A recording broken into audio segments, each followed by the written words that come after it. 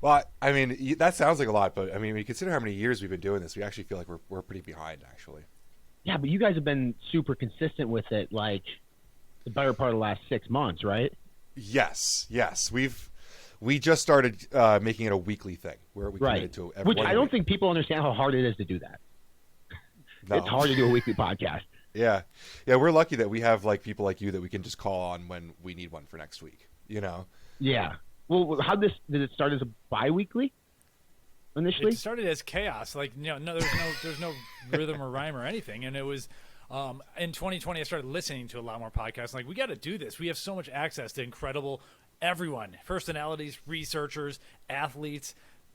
Business entrepreneurs, like we have, we have a great network of connections, and you do too. You probably have even more with all the retail stuff you've picked up. I want to talk about and everything, but we never really just committed to it. And so like this year we finally said we're going to commit to it, and you can see the numbers, they work. Also having like 2 layers of video editing. We have 3 people really if you include Ben who can do solid video editing, so you can get the reels going and it doesn't disrupt the regular flow. But like yesterday was a big launch day. We had a few things happening, so it's you can't forget about it and everything. For So sure. it is better if you schedule them out. But we're excited to have you here. So we haven't done an Well, official introduction, yeah, but I think everyone. I'm sure we'll leave all that in, but Yeah. we'll just say here, it's episode 94 of the Price Well podcast. Thanks everyone for joining. I'm super excited today. Obviously, Mike and I are here, but we have Ryan Buckeye of Fitness Informant, which this is really cool. I have been on Ryan's podcast, I think like 4 times, and that's usually where our paths collide officially. But we've never actually had him on the Price Well podcast, I don't think. No. So. Yep. I'm super excited to talk today, just so everyone knows, especially Ryan and I. I don't know if Mike said anything, but getting on earlier before me, but we have planned nothing for this. Like we have not talked about any topics. So, I told we posted online. I have Q&A for later, but a lot of people reach out like, "What are you guys? Like, what's the topic?" I have no clue. So, and I'm really excited about that. It's funny because when we do podcasts too, and you guys probably in the same boat, they'll reach out and be like, "Hey, what are we going to talk about?" We're just going to talk. I'm not giving you a script. I'm not giving you questions. That's so like yuck. And this is a better conversation this way anyway. Just like shooting at the hip.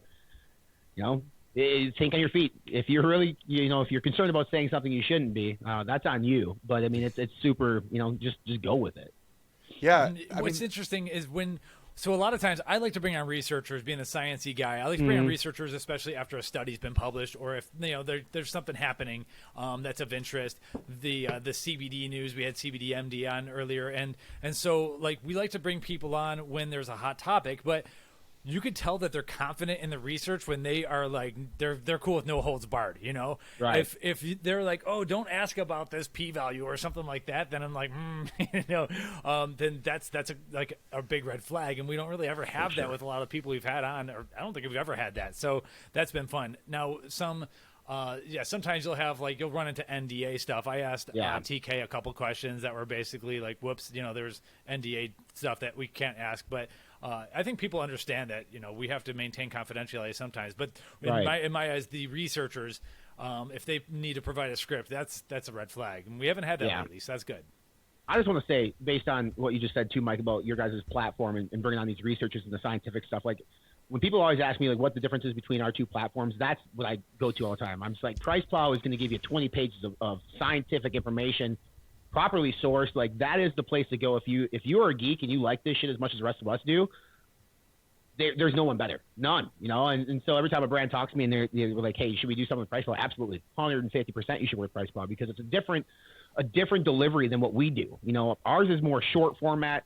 Try to throw in some of my pro wrestling entertainment into it, but you guys are like, I mean, I watch your stuff to learn as well on my channel because you're in the forefront of a lot of stuff that you're doing, especially when it comes down to ingredients. Recently, a lot of regulation stuff. Ben and Mike, you guys have been all over that, so thank you for that. For me, it's like I get my information either directly from the source or I go to you guys on, especially when it comes to regulatory stuff, because you're kicking ass in that standpoint. And there's certain things in this space that I find interesting that I love, and there's certain things that I fucking find boring, and we all cover it. Not that we always love everything we do, but honestly, and this is full transparency, like if I'm stuck on something, because I still write the articles, I'm not using the chat GBT or whatever that software is yet. I'll go to Price Plow and I'll read the lengthy stuff. Look at some of the sources that you guys have sourced in that article. So I love it. I appreciate what you guys have done, and obviously Mike, it started with you many moons ago, and Ben, you've been in the space a long time. But it's cool to do this, like three nerds who love the space, just shooting the shit. Thanks. Thank you. And likewise, when we talk to someone and when they need hype, and so you mentioned the pro wrestling thing. I wasn't sure if like that's like a bad. Obviously, it's a badge of honor, but when it comes to like new flavors, I'm like, dude, you need to have Ryan. Like, he's our hype man. You're a wrestler. Yeah. You can get you can get Mean Gene on the screen and everything, and do it better right. Mean So, Gene. Yeah, there you go. And then that's why we complement each other so well. I think in terms of like platform, like and it's funny when we do Q&As, when you guys do them, we do them like simultaneously, same days.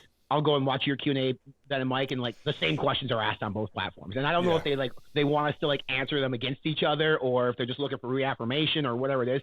But I always find it funny that if Ben and I say something completely different, I love it. Like, I love it because a lot of times it comes down to some opinionated things. And, and that's the best part about what we do is, especially like flavors, for example. I know that, you guys have liked flavors that I haven't, and I've liked flavors that you haven't. And that's and when people say best, and we talk about this all the time, like there is no best, because the best for Ben, the best for Mike, the best for me, completely different. I mean, for example, Ben went to Rutgers and Mike went to Ohio State, both trashy Big Ten schools, So, I mean, they thought that was the best thing to do for them, and it, worked out well, but they're not the best Big Ten schools. Let's not kid ourselves. I'm not even going to defend Ohio State. I kind of disowned them over the last few years. So, yeah, they're not the best. I'll put it right there. And all the Buckeyes are like, ooh. Yeah, right. Once, after living in Ohio for 23 years, I moved to Texas, and I was like, oh, yeah, maybe I should have lived somewhere else, like, for the last 5 years. But now you're in Oklahoma, right? Well, yeah, you're in Oklahoma. Yeah. So, yeah, I love it. Yeah, Texas got too crowded. Long story short, so that's a whole other personal thing. But we, you totally derailed me. I forget on the Q&As. Yeah, what are some recent disagreements that you've had? I think a lot of most of it's flavor stuff. I think for the most part, but that's such a subjective thing. I'm just trying to think of anything scientific. Typically, if I don't know the answer, because what I do on mine, and I don't know how you guys do it. If somebody asks me a question that I don't know the answer to, I don't go out of it and go research it. I literally just say I don't fucking know, and then I'll take the time after the fact to like look into. I've been getting a lot of questions on peptides lately, and honestly, like I've used certain peptides for recovery, but I admittedly don't know shit about them.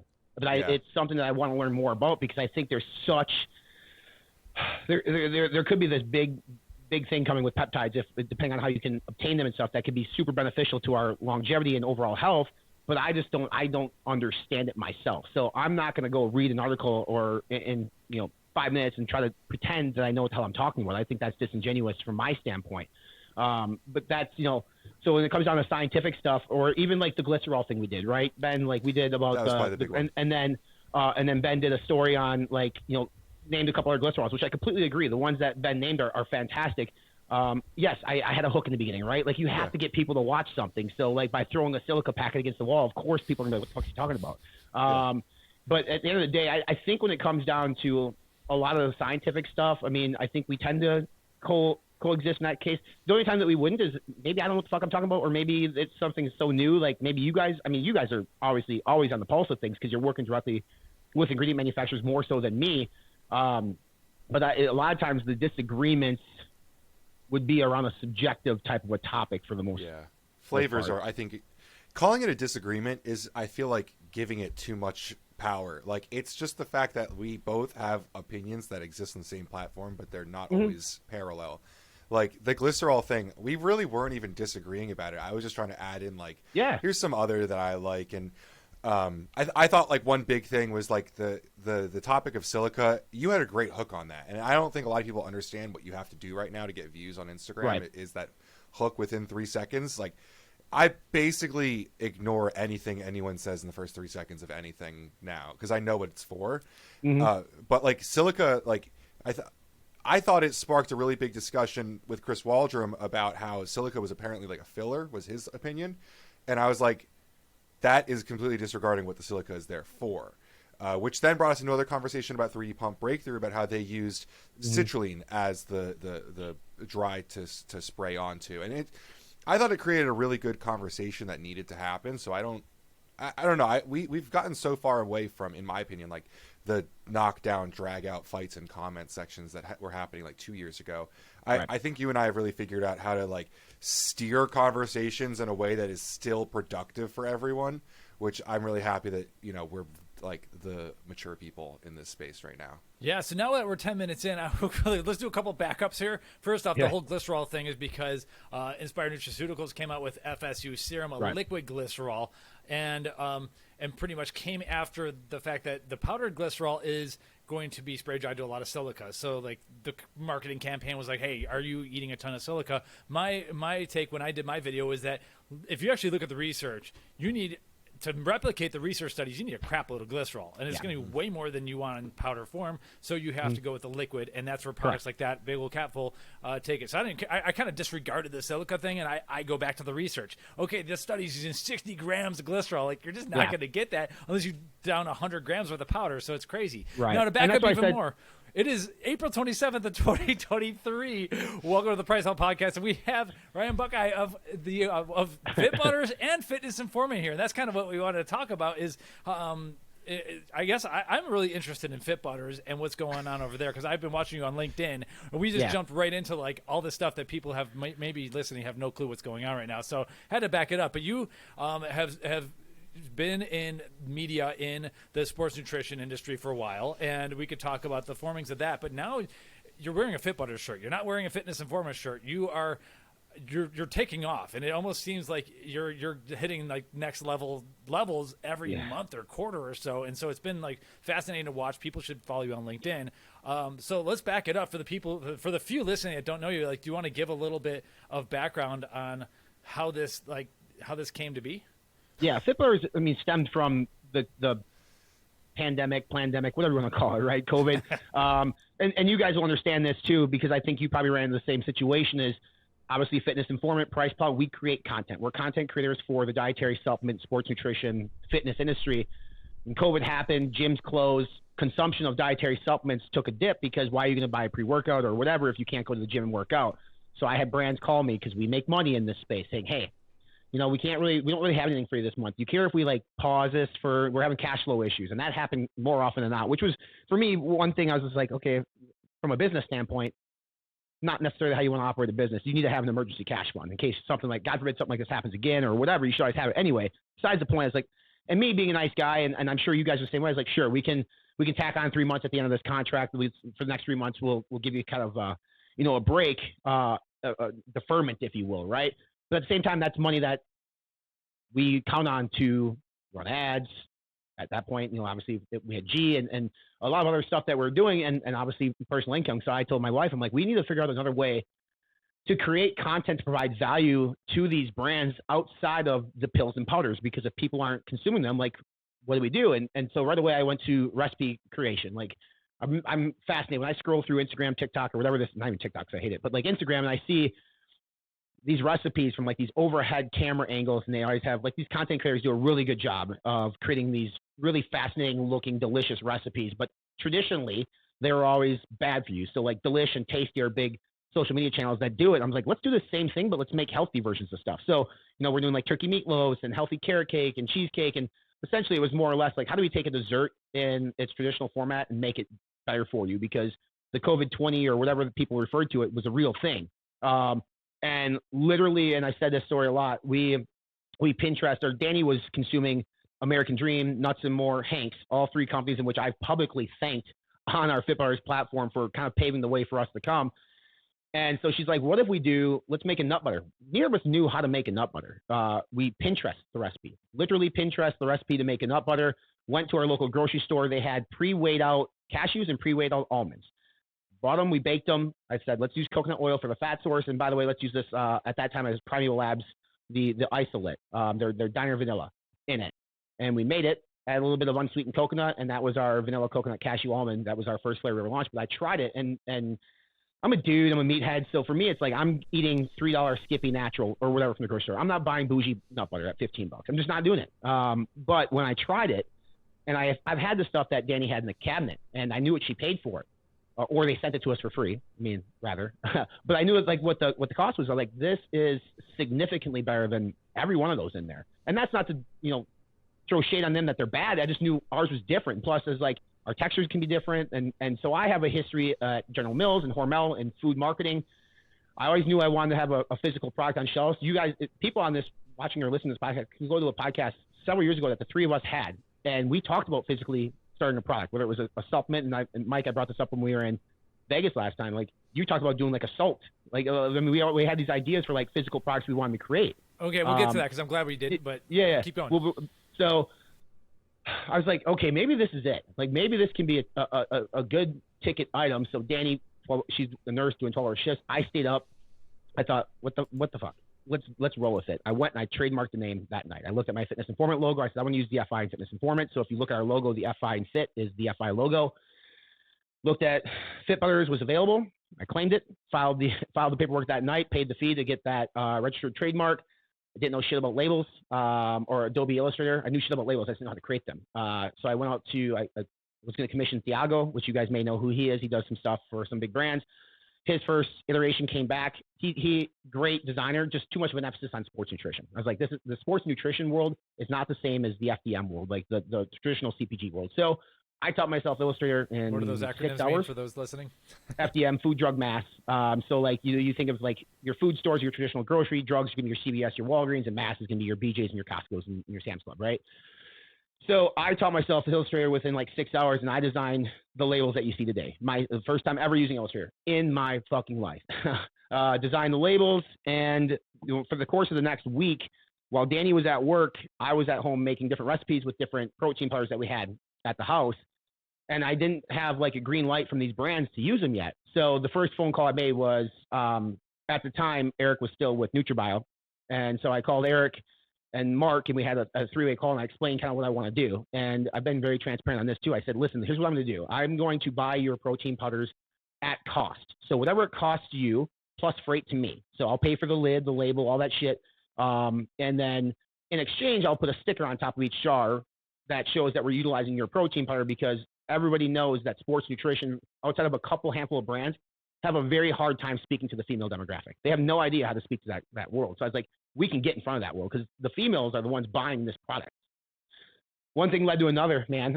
We found out, like, I leaned on a lot of contacts from General Mills in terms of our manufacturing capabilities, food safety, our labels, because that's the big thing in the nut butter world is you look at G Butter and fabricating labels. And if you look at our labels, and anybody can say it, there's nothing sexy about our label. 200 calories, 14 grams of fat, 7 grams of protein, 9 to 11 grams of carbs.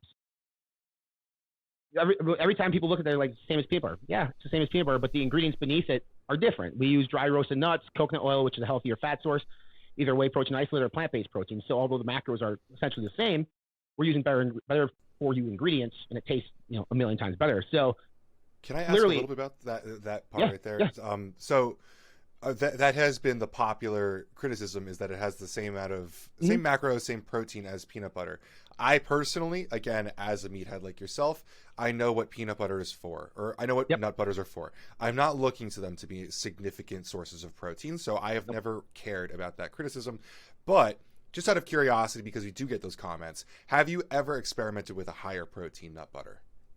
We've made one. The problem is, what you'll see is it dries out, or it leaves that dairy flavor aftertaste, which millions and millions of dollars of research at General Mills taught me a couple things. But the most important is, no matter how great that product is for you, if you don't flavor it well, if it doesn't taste good, they're not buying again. They're done. Like, it's 2023. Everything that's good for you should taste good.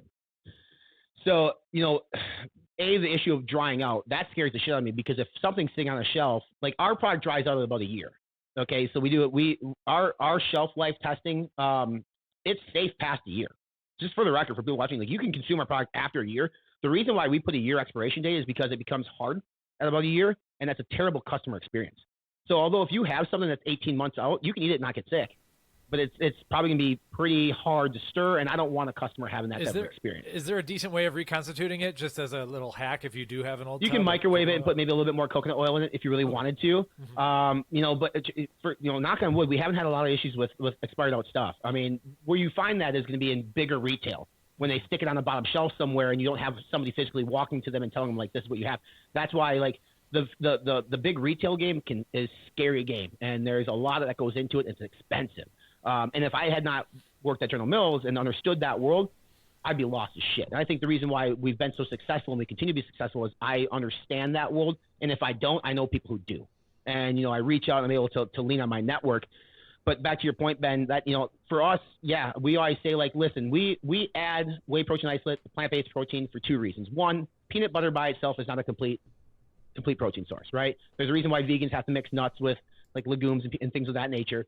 So by adding it in, we fortify it to make it a complete protein source, but also because we use flavored proteins in the bases. So some of our competitors will use a unflavored whey protein isolate. Nothing wrong with that. But when you taste it, then it might be maybe based on some other flavoring agents that make it taste like birthday cake, or maybe there's no really flavor to it. It's just the inclusions that they use. Us, we want the base to taste like exactly what we say it's going to be, and the inclusions add to it. We put the inclusions on top because we're in such an Instagrammable world. When people, if it arrives to them the way it's supposed to, and they pull that lid off and they see that, they're like, holy shit, and they take a picture of it and they post it on social. We don't add a lot of inclusions. Like, this is still a better for you product. I'm not putting a half a candy bar in each jar. When people ask us to do that, that's not the point. The point is, like, we want to engage the senses: smell, obviously taste, visual, touch. With our labels, we have raised print on the labels, digitally printed labels. So those are, and then it's just from understanding, I think, how to create a physical consumable product to a consumer. It's like you need or want to engage the senses as much as you can to get them to, what at Mills we call it, like, there's the first moment of truth. When you guys shop stores, if you see something on the shelf that you maybe never seen in an ad on TikTok or Facebook before, like, what makes you grab it? A lot of times it's the packaging, right? There's something on the packaging that makes you curious. So how do we get people curious to pick it up and actually put it in their hands and look at it? I think our labels are some of the best labels in that space, because for the most part, like, nut butters are boring. I mean, there's not a lot of sex appeal in the nut butter category. So we went with, like, let's put some sex appeal in this category, go hard on the big flavor cues, like, stand out, like, hey, put a big monster cookie, put a big bowl of cookie dough. People are like, what's this, right? And they grab it. They start looking at it. They realize, okay, here, this is what it is. It's a small batch. You can scan a QR code, whatever. But then the second moment of truth is after they try it, because anybody can buy based on first moment of truth. The second moment of truth, if it sucks, they're not buying it again. And our repeat purchase rate is ridiculously high on our D2C platform. And we're seeing it in retail in terms of our turns continuing to increase month over month as we become more of a mature brand in the space, do some marketing plans with it. So I think there's a lot of skill that went into it from my standpoint, understanding, like, that world. But I'd be lying to you if I said we weren't fucking lucky. Like, we were extremely lucky with a lot of things falling our way. For example, we were making it in the commercial kitchen 2 hours away from where I lived in Minneapolis when I started this. Back and forth. I was missing time with my daughter, who I share with my ex-wife. And I, got to the point where it's like, I can't keep sacrificing this time with her. This is like her golden year. If anybody's a parent, like, that age, 18 months to 4 years, like, that's such a special time. Like, you want to be as present as possible. And we were going to sign a lease on a commercial kitchen in Minneapolis. The lawyers on the other end drugged their feet, took their time, went back to the place that we were sourcing our nuts from. It's a GMP FDA approved facility. There was an open production room that they weren't utilizing. It was vacant because of COVID. He's like, it's yours if you want it. So we moved all of our machinery into that room. We got trained up on the GMP, the FDA, all the regulations, making sure, obviously, like, right, there's certain sanitation rules. And Ben, you know this better than most because you spent a lot of the world in the manufacturing space to do that. So then for, like, that next 6 months, me and my team were the ones physically making the product, not in our building, but on our machinery in somebody else's room. But it was me and our crew of people making it. And then finally, like, January 1 of 2021, I went to the owner of this building and said, hey, like, why don't we work together? Like, obviously we were paying a margin on the nuts. We were paying rent and overhead. So we let him come in at a small ownership stake to essentially wipe out the margin on the nuts, to wipe out the rent. And then on top of that, like, his staff, his work crew was going to overtake production for us. Still our machinery, still our decisions. So you could say it's almost a co-man, but it's not, because it's all of our stuff and they're all of our friends in that room producing the product. But it's one of those things, like, what's the chances of that happening? Like, in my city of Minneapolis, finding that, being offered that space, because without it, we're not in Vitamin Shop, we're not in Publix. There's no way we would have been able to make this many jars to scale up on some of these launches, which, I don't know if anybody, you mentioned LinkedIn. I posted a picture the other day of the Publix. That's the first one of two, right? So Publix does a thing where they have an opening PO, they ship it, they send you 2 POs basically to split that opening PO in half. We're shipping 50,000 fucking jars of nut butters to Publix in 2 shipments. I mean, we didn't make 50,000 jars in our first 18 months in business. So like this is just insane how quickly this thing has grown. And I know I'm talking a lot here, but like today we walked off that same room that we've been producing in. We are now installing a fully automated manufacturing line, which will be up in 8 to 10 weeks. So it was taped off today, and I got to look back at it like, man, the first jar I made was in a 4-cup food processor, which I have like right here behind me. And now I'm spending over $250,000 on manufacturing equipment to allow us to get up to 15 to 16,000 jars a day if we need to. I mean, it's weird. I mean, it's awesome, right? I'm blessed, and I don't say that lightly. Like, it's even saying this stuff out loud, I get a little emotional about it because it's like the amount of time and work that I put into this, and my family and the sacrifices that we made and the money and the stress, as well as like having to work double time because I still have fitness informant. So it's like, hey, I'm going to work till 10 tonight doing FI stuff, or maybe I'll work from Monday from 4 a.m. to 12 p.m. on FI, then I'll convert and switch over to some FitButter stuff for a little bit. So it's a lot to manage, but it's been worth it for sure. Ooh, all right. So a lot of things to go with. I have a few questions. I want to stick on some of the retail stuff. So you are currently in Publix right now, or you're like just on your way? So we shipped the first shipment last week. It got delivered today. It'll be going on shelf starting basically out today. I mean, the official on shelf date is May 12th. Dude, congratulations. Like I said, it's been awesome to watch this. So so, originally I would imagine you have a pretty good Instagram following here, 18,500 followers there. And I would imagine that you had a lot of core followers come out of FI and then come out of sports nutrition and everything. Now you're in Publix, which is, I'm not sure if it's all Florida, but it's a lot of Florida. It's a chain grocery store that's, let's just say there's a lot of non-sports nutrition normies pretty much going there. So what is the marketing plan for like a 35-year-old mom who doesn't follow Fitness Informant or Price Plow or anything like that? What's the plan for her to realize and see FitButters? Do you have to do extra marketing to her? Like, how does Publix get involved, et cetera? So grocery does things a little bit differently. I always go into these meetings saying, hey, I'll agree to 4 campaigns a year, 1 each quarter. Typically, they're a TPR, which is a temporary price reduction. So either Publix will eat some of that, and I'll eat some of that. Maybe we'll take the price from $14.99 to our MAP price, which is $12.99. And then it gets an ad in the flyer, in the circular, digital couponing. We do geo-targeting as well through our FitButters account. So we'll get each zip code for the stores and go out like 2.5 miles and say, hey, FitButters is now available here. Show that back to Publix because at the end of the day, Publix is a great retailer because many retailers will require a slotting fee, which you pay like $10,000 per SKU or more to get on the shelf. Basically, that's just securing your place in case you fail. They don't feel like they've lost out. Publix doesn't require slotting fees, but they're extremely hard to get into. I mean, this is my second attempt. And last year they told us no. This year we had a new buyer. He's amazing to work with. And when I got the call in January, I just wanted to drop the phone because it's 1,352 stores. It's and I love Nuts and More. They're great. Nuts and More has 2 flavors in less than 800 stores at Publix. So right off the get go, we got 3 in 100% of the stores, which is like unheard of. But then the marketing plan, So I manage all the marketing plan, which is to the point now where if I get one more big retailer, I'm going to hire more help on FI because I need to focus a lot on the FitButters side because these marketing plans are so intricate. And if you fail, I mean, it can be costly. Like if product expires out, you're expected to buy that product back. So, if you go in and you do a $500,000 in PO and you don't sell through that and it expires out, they're going to send you a bill saying, hey, you got to buy this back, plus a processing fee, plus a shipping fee, plus everything else. So it's a huge risk.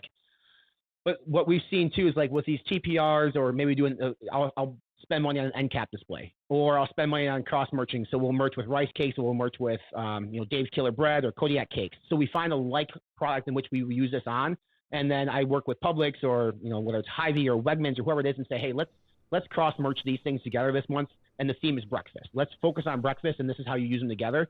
And then the retailer does a really good job of setting that up for us, and then we just support it through obviously money, right? Whether it's either a discount on the bulk buy or it's spending money on an ad or whatever it might be. And the other option is you can do a broker, which I've not done any brokers. I signed my first broker after I got Publix because I don't have boots on the ground in South Florida or in Tennessee.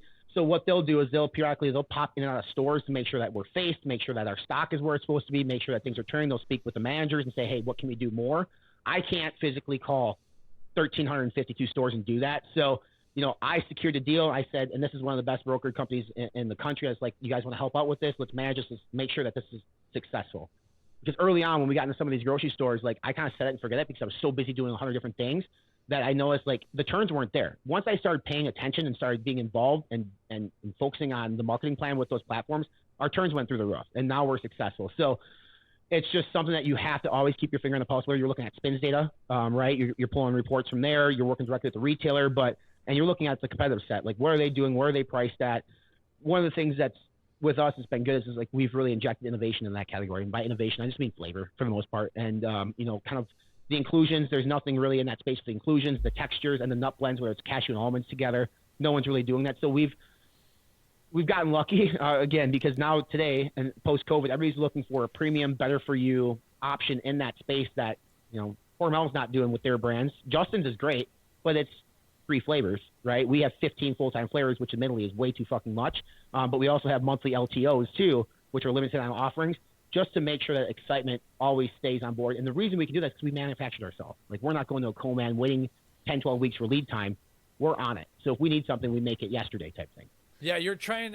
I don't want to. If Justin's is listening, I don't want to give them your model here. But like, okay, I'm looking at your Instagram, and it was Frosted Animal Cookie Day or whatever. So you had Animal Cracker Day or whatever it was. So like the limited edition launches. I don't know how long that one's going to be around for. But that's a note out of the supplement industry's playbook. 100%. Like you got to time it up. You got to know, hey, this is happening in April. So I'm sure you had to get ready late last year, or whatever it was. But we're ready for fun days. We do a limited launch. We get hype, and then everyone has something to talk about, something to buy, something to do. And these other companies that are kind of set on cruise control don't get that. And so that's like bringing in some of the cool stuff we've learned from all the people we work with into a new space, which like totally excites me. So I think that's awesome. It's crazy too, Mike, because I don't think people realize this. I mean, for example, Wegmans and Giant Eagle contacted me 2 months ago about fall flavors. They wanted samples 2 months ago. So they have to agree like, hey, I'm bringing in pumpkin pie in September, but I'm making a decision in January. Versus like the supplement world, a lot of times you can move quickly and be like, hey, you know what, we're going to drop this flavor on this date, and then retailers are just going to buy it. But if you're playing like major retail and you want to do an activation around a season, like that shit's got to be done a year in advance. And so all of our flavors, which, I mean, we talked, Simpson Labs does all of our flavoring in terms of our protein powders. I had Eric and Joe work on our entire, well, not Eric, but Joe work on our entire portfolio of flavors for 2023. We finalized everything in January up until, December. And we'll start 2024 probably end of summer just to make sure like, hey, they're right. And then also, is there interest from retailers? So we send out sample jars and like, you guys want this? So then we can plan forecasting in terms of, and that's a whole nother fucking animal. It's forecasting. But forecasting, like how much protein do we need? How much cashews do we have to buy? Like what do we need for jars and lids and what's the lead time? So that's really the difficult part for me is not marketing and branding and selling the product. That shit's easy.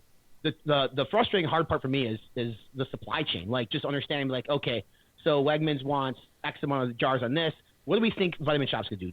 Are they going to take it? We're not sure. So we're going to lean on the side of that they will, and we're going to buy heavy in case they do. And if they don't, then I sit on it. Right. So like, when you self-manufacture, you tie a shit ton of cash up into ingredients that are just sitting on a shelf, not working for you. And I know, Mike, you're really good with your money and you like investments and things of that nature. Like having money just sit somewhere, not working for you is one of the worst things you can do.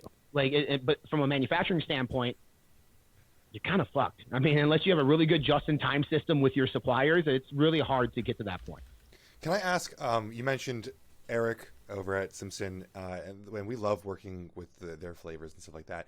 How has the process for flavoring differed than, like, because they're making a flavor for a protein that then goes in a product?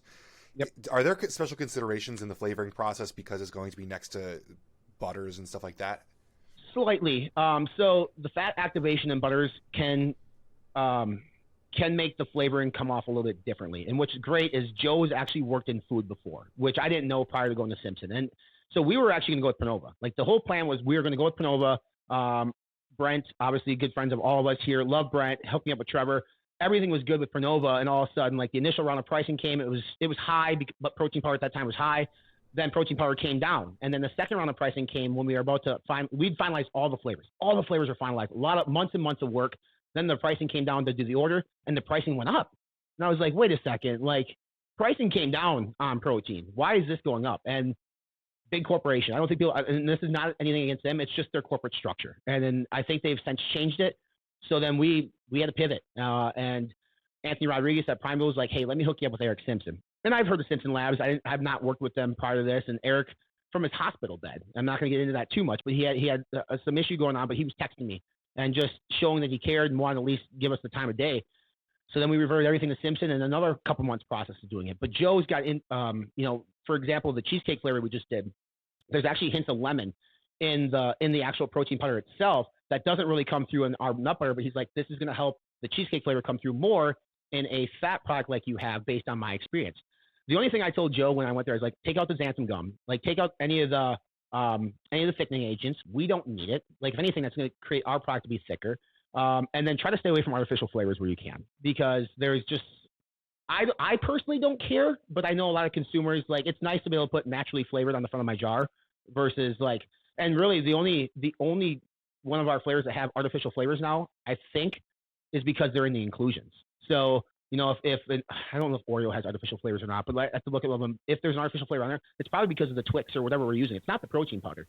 So that just opens the door for us to potentially do things like, Expo West, for example, very stickler on, once upon a time, sucralose, and probably still is, but artificial flavors, like, you couldn't be there if you had artificial flavors. So I want to, like, give us an opportunity to maybe go to some of these new places.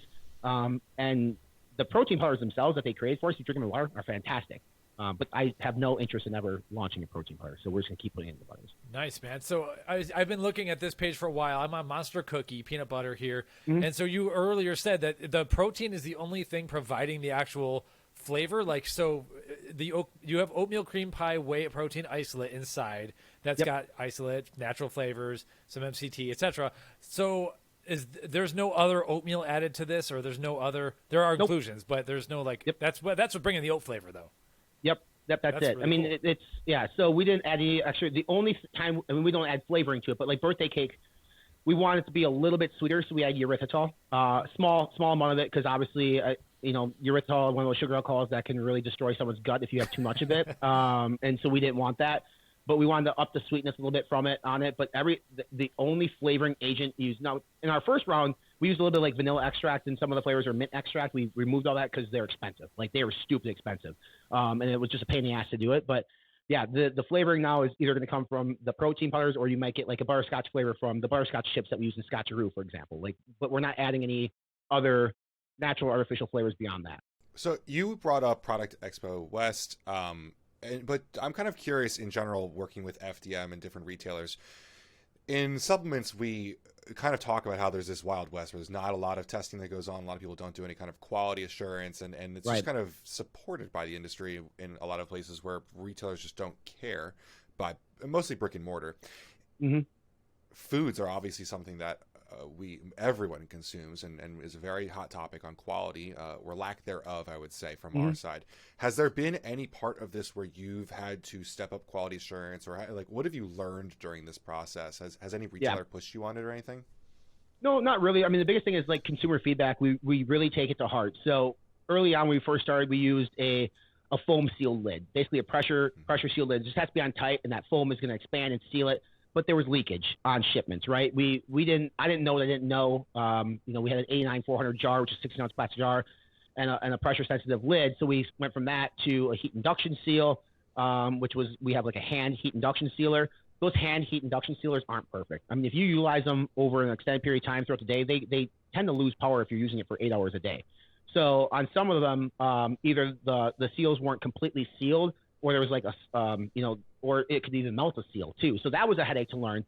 But now, we're still on the hand sealer until the new line comes, but we've dialed in with perfection because, we were initially starting producing 2 days a week early on, and small batch, doing like 600 jars a day. Then we progressed to like 1,200 jars a day. Now we're at like close to 3,500 jars a day, running 2 lines, but we're running every single day of the week. So like over that time and repetitions, you understand like, okay, we know after about 2 hours we need to up there's two settings on the heat thing, right? There's the heat setting and then there's the power setting. So we mess around with that to get it good. The only time we ever have seal issues now is we have tabs on our seal. Sometimes they catch the teeth when you roll it off, and it'll peel it up, and people will say, hey, like, this was up. Well, it's not tampered with, guys. I mean, we literally hand seal every single one. There's a guy or girl there every day doing this. That's been a thing. Otherwise, it's like dealing with shipping and freight. Like, that's, claims. I mean, that's just a headache. Anybody listening to this and wants to start a business or D2C business, try going after USPS, FedEx, or UPS to take responsibility for something. It's a pain in the ass. So you lose, a lot of product sometimes on just poorly handled packages. They just throw shit in the truck and go. Literally last week, Frosted Animal Cookie, I know Mikey brought it up, whole wholesale case, 12 units got delivered to Nutrition HQ, Tyler Hall. Calls me, he goes, Ryan, the box was empty. So what do you mean the box is empty? He goes, you sent me an empty box. And I didn't fucking send you an empty box. Literally, the box was retaped from USPS, delivered without any product in it. And so I file a claim, and USPS says, well, we're going to need that box. Well, Tyler Hall's not going to handle the fucking empty box. He threw it out. So they're 12 jars. You know, at wholesale price, I'm out that money. You guys have to eat it. But, like, it's just insane, like, what you see when you actually are, like, shipping stuff or, you know, some of the, for example, like, working with these big retailers, too, like, and I'm not going to throw any, GNC, Vitamin Shop, all these retailers are the same. Sometimes you have some disloyal employees. They'll open jars up and because they'll say the product expired or it was damaged, and they'll just take it home with them, and then they put it in the system as a damaged product, and I have to pay for it. I know for a fact that, you know, there's not that much damaged product in these things, but it's the world that we live in. But it's different. It's not a QC thing, to your point, Ben. You just, like, you realize, like, you see things, you're like, I can't believe that shit's real. Like, how does people get away with that, or how do businesses get away with that? Because we've always prided ourselves on customer service. If somebody doesn't like something based on flavor, we may not replace it because flavor is so subjective. But if there's actually something legitimately wrong with the product, no questions asked, refund or a replacement, like every day of the week, and it happens quick. So again, one of those things that we're lucky. Like, I mean, obviously, knowing the ingredients that we use, there's not going to be any. There's a kill stage to the nuts. We dry roast them. We used to dry roast them in house. Now, because we have such a bigger thing, it's dry roasted like 2 hours away from us at a place in Wilmer, Minnesota. Great friends of our team, so we can control the kill process on the nuts, making sure they go from raw to baked, but not overbake them, so that way we still have a good texture. So there's a science to it. But you know, and we also have to carry a $6 million policy in case someone does get sick. But you know, thank God, in 3 years we never had to use it. Good, cool. Well, Mike, I don't know if you have any other Fit Butters questions, but we're about to go into the second hour. I wanted to move into some fitness informant. Yeah, I know, and that's the big question is, okay, it looks like you're on some level of a rocket ship here. Right. Correct me if I'm wrong. Things are going really well. You got hype. You got a lot of big things happening. What's going to happen to Fitness Informant? It's not going anywhere. Actually, Ben and I talked about this, I think, last week. I guess you could call it privately in our conversation, but we'll be bringing somebody back on the channel to essentially, I always think about it from your standpoint, Mike. I mean, you were always front and center. Realized, like, this is a lot to do. Brought Ben on, and you were able to kind of relax a little bit, maybe focus on some other passion projects that you had, or not have to kill yourself to put content out. I'm killing myself to put content out on both platforms. So, you know, for a long time we had G. I helped him get his position at New Live, and he's been fucking killing it. I'm so super proud of that guy. Like, it's so cool to see him go from, like, us to a sales gig, which he had no previous sales experience to do that. But it'll eventually be the point where I'm going to have to step back, and it's inevitably going to happen. As we continue to grow, I think about the long-term picture, and we want to talk about, like, evaluations on businesses. Like, FI is worth X, Y, Z, but at the end of the day, like, FI is worth as much as me, because I've been FI. Like, I'm the face of it. I'm on camera. Yes, I have the content, and you have, like, the organic search from Google and YouTube and all that stuff that lives forever. That's great. But, like, if I got hit by a bus tomorrow, FI is probably fucked. I mean, in terms of, because, like, I'm the one that knows the secret sauce. I'm the one that does all the website. I do all the content writing. I do all the filming. So obviously having people come in to help with that. But you look at, like, okay, if I had to pick one business or the other, which one's going to set me and my family up for the rest of my life?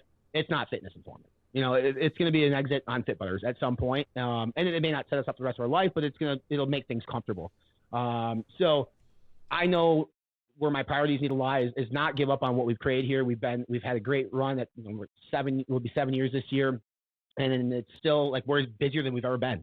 And you guys, I think, are the same way. Like, the amount of brands that we work with it's higher than it's ever been. And I'm grateful and I love it. And I will kill myself to make sure that they have the content that they deserve and what I promised them. But I need help. And so we will eventually, and I've seen you guys had just a job posting too, which is great. It's like, it's time for us to get somebody back on board that can take some of this off my shoulders, allows me to be like, hey, if I got to be gone for 3 days, you know, to a summit or an expo, I don't have to feel obligated to pop on Instagram and post something every day, because that's fucking annoying. Like, for example, you know, I'm going on a family vacation, going to Publix, but also doing Disney over the next 5 days. Like, I want to disconnect. I told my partners, like, if you send me something to post during these 5 days, it's not happening. Like, I gave you 2 weeks notice to get me this shit. But, like, I know I'll get down to Florida in the Airbnb and I'll pop my stupid cell phone open and I'll do some sort of story on FI, because there's this guilty conscience of mine being like, you can't go more than a day without having something on your platform. And we can, schedule posts as much as you want, but, like, being there, almost physically, is extremely important to our followers. So I will always be part of it. I will always be on it, but it will definitely be in a lesser role moving forward, probably back half of this year. If one of these retailers comes to fruition, which I'm waiting to hear from in the next 2 weeks, it'll change our life in this house. So I'm going to need to be more present on FitButters, which require a lot of work, while bringing somebody back on Fitness Informant. I'd like to get G back, but it's hard to get him now because he's out doing his own thing. But somebody, right, that can is comfortable on camera, because that's hard. Not everybody loves being on camera, and even when you're on camera, you still might not love being on camera. Who can write? I can do what you guys did. I should find somebody to edit my videos, because that's just time consuming. But keep the brand going through great quality content. Yeah, but I don't necessarily need to be on camera every single day of the week. So you're still writing articles on the site. Mm-hmm. Dude, you're insane. How much I know. are you on? Dude, I'm telling you, when I understand like how you guys run the business, I'm like sitting over here. I was telling Danny the other day, I'm like, I'm so fucking jealous. Like, I don't know if it's just a pride thing, or if I'm just a stubborn bastard that I'm not going out and like, I'm actively looking for a videographer. Had one, find out he doesn't like to fly in airplanes. Thanks, dude. Find somebody to do the video editing standpoint, because like, I mean, the 60-second Instagram reels, I don't think people understand, and this is out to the brands too. It takes a lot of time. Like, there's the filming aspect, but the editing, because you have to do transitions and cuts and overlays to make it like attractive, it is time consuming, and that time is worth money. And so I don't feel bad about making money on FI, and I know you guys don't either, but like we are good at what we do. And we got to charge for that. And there's a amount of time I get brands that reach out to me and say, hey, we got this press release coming out. We're going to send it to you on Wednesday. I'm not posting it. I'm not doing anything on it, because like, for me to sit down at my keyboard and write an article and do a video, that is time that I could spend on either one of my partners that I work with, on FitButters. I'm not like, it's not a charity, right? And that maybe sounds harsh, but people need to understand, like, when they come at me or come at you guys for monetizing and saying we're disingenuous or we're biased because we're being paid, we deserve to be fucking paid. We work really long hours and really hard in what we do, and the following that we built, whether it be on social or our websites. Like, that didn't happen overnight. It spent a lot of time doing it. In fact, I've said this 100 million times. Like, my first marriage ended because of Fitness Informant. I mean, in terms of like the amount of time that I spent on that business and not with my wife and my kid, and then just living the fitness life and living the dietary supplement world life and wanting to be so much a part of that I forgot about what was important because of this. So, and I know that, right? So it's I love it. Like, when I write though, like, it gives me an opportunity to go back and say, I haven't brushed up on that ingredient in a while. Like, there's some new stuff out there, and it forces me to go back and stay fresh on certain things. And so when you guys post stuff on your stories about certain ingredients, I'm like, fuck, I haven't heard that one yet. Or maybe it's new to me. I haven't heard about it in a while. I'm Googling, I'm going and reading some stuff. I'm going to the manufacturer's or the ingredient manufacturer's website, or I'm following more of the stuff that you guys are talking about, because I'm still authentically curious on everything that's going on. I love it. The only part about the space that I don't love, and I think we all agree, is just some of the mannerisms and lack of maturity and just the bitching and moaning, and no one's happy for each other. And that's what bugs me, because that doesn't happen in the food world. You don't see Kellogg fucking going on social media and pissing all over the CEO of General Mills. Like, they act like fucking adults. But here it's like a CEO can go on somebody else's Instagram handle and just like bury them. And it's like, that, what? I mean, I don't get it. I don't get it. The nature of this industry, we oftentimes have an estrogen problem, is all I'll say. So, dude, okay, Ben might have something to say here. I got to say that I think I'm going to put you in a time machine 5 years from now, and I think you're going to look back and say that you were completely like an idiot for not hiring someone right now ASAP. You shouldn't be writing articles, dude. I mean, I'm not trying to like push FI out of the way. I am telling you, you need to hire someone and work on FitButters. That's the train right now, and you got to get your foot. Like, you have to get both feet on that train. And so like the best and worst decisions as an entrepreneur are the hires. And so bringing Ben on was obviously a great one, but there's also been some other ones where people who just disappear and everything. So let's talk. Let's post your job right now. Or like, what do you need right now? Let's like kind of hash this out. Unless Ben wants to get into something else. I want to get the word out there that we need to get you away from Fitness Informant so that you can crush FitButters, but we still want Fitness Informant to be a quality, ethical, honest, property with high integrity. Right. So like, let's hire someone right now. What do you need? I've made this joke a couple times.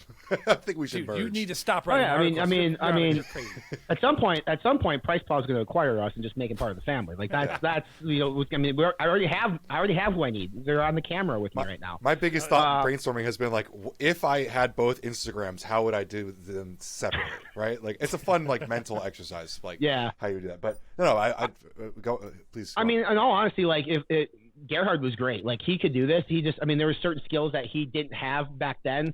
You know, part of what we do is still selling, right? We still have to like sell our services and our offerings to brands who reach out to us, because like for me, like an annual plan, it's not free. It's a steep price, but there's time and there's a bunch of stuff that goes into it. So it's like understanding the business part of it. So if I completely step off FI, I need somebody who has business acumen first, not just the bro science and supplement geek. It's like, it's funny to look around this space too and see people in leadership positions who lack business acumen, who are really good at maybe formulating or very good at like the dietary supplement world. They're going to run the fucking business into the ground. You know, like I would argue like you should be more, you need more business skill set acumen than you do the bro science stuff. You can learn all that stuff and you can learn some stuff on business too. But like, if you don't know how to manage a P&L, you're going to get fucked real quick. So for me, but I would still probably manage that whole aspect. But for me, it's somebody who, is comfortable on camera. Like that has to be, because we are in such a TikTok, Instagram world that it needs to be there. I guess I shouldn't say that. Shane at Stacks has been able to survive this long without video, you know, but he was first to market and he does things his own way. So I guess it's not a necessity, but this is who we are and this is what we've become. So we can't revert and go away from it. Somebody who can write, somebody who's really good at project management and time management. You know, that's the big, I can teach them all the other stuff. Like G didn't know shit about Photoshop. I tell him Photoshop. He didn't know shit about like video and editing. Helped him that.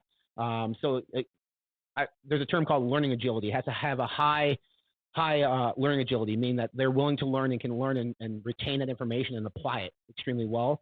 That's what I would need.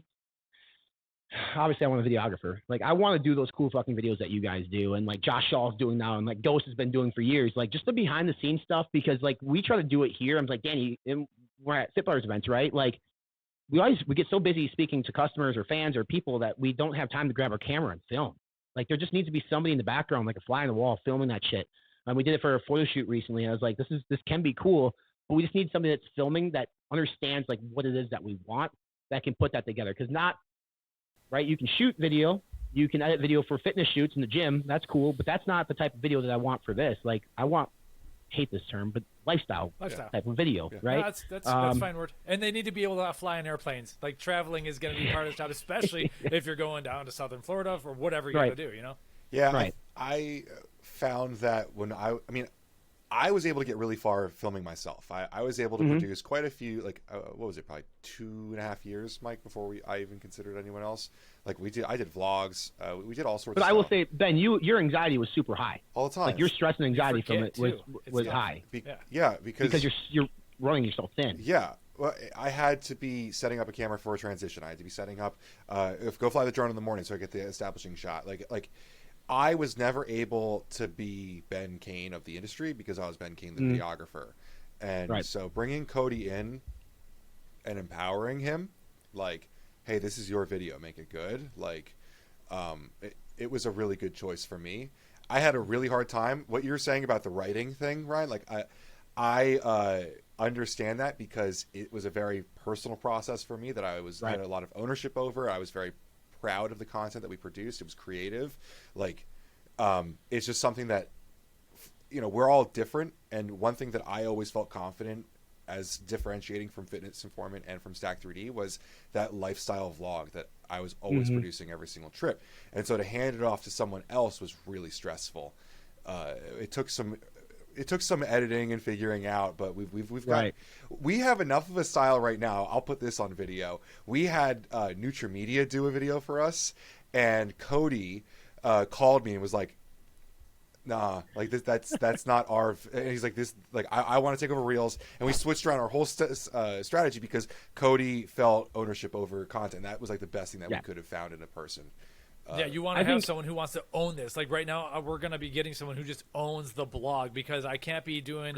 We have a 10,000 word article. It takes me a long time to do, and then I miss other things. So you got to have someone who wants to own this. And there are a lot of people in our industry. The cool thing in our industry is that it's fun, exciting. Young people want to be in it. So like, you just got to put it out there, and that's kind of why I was like kind of dragging it out of you. And as Ben became the industry supplement bouncer and all that stuff, and he would start going on trips, and the next thing you know, he's having an hour-long conversation with like Dom and Seabum, let's just use an example, but forgets, you get into these conversations, you forget to capture the video capture even a selfie because you're so into these conversations. You do need someone doing the voyeuristic, cameraman thing on you and everything, even if it's confidential stuff that's being spoken.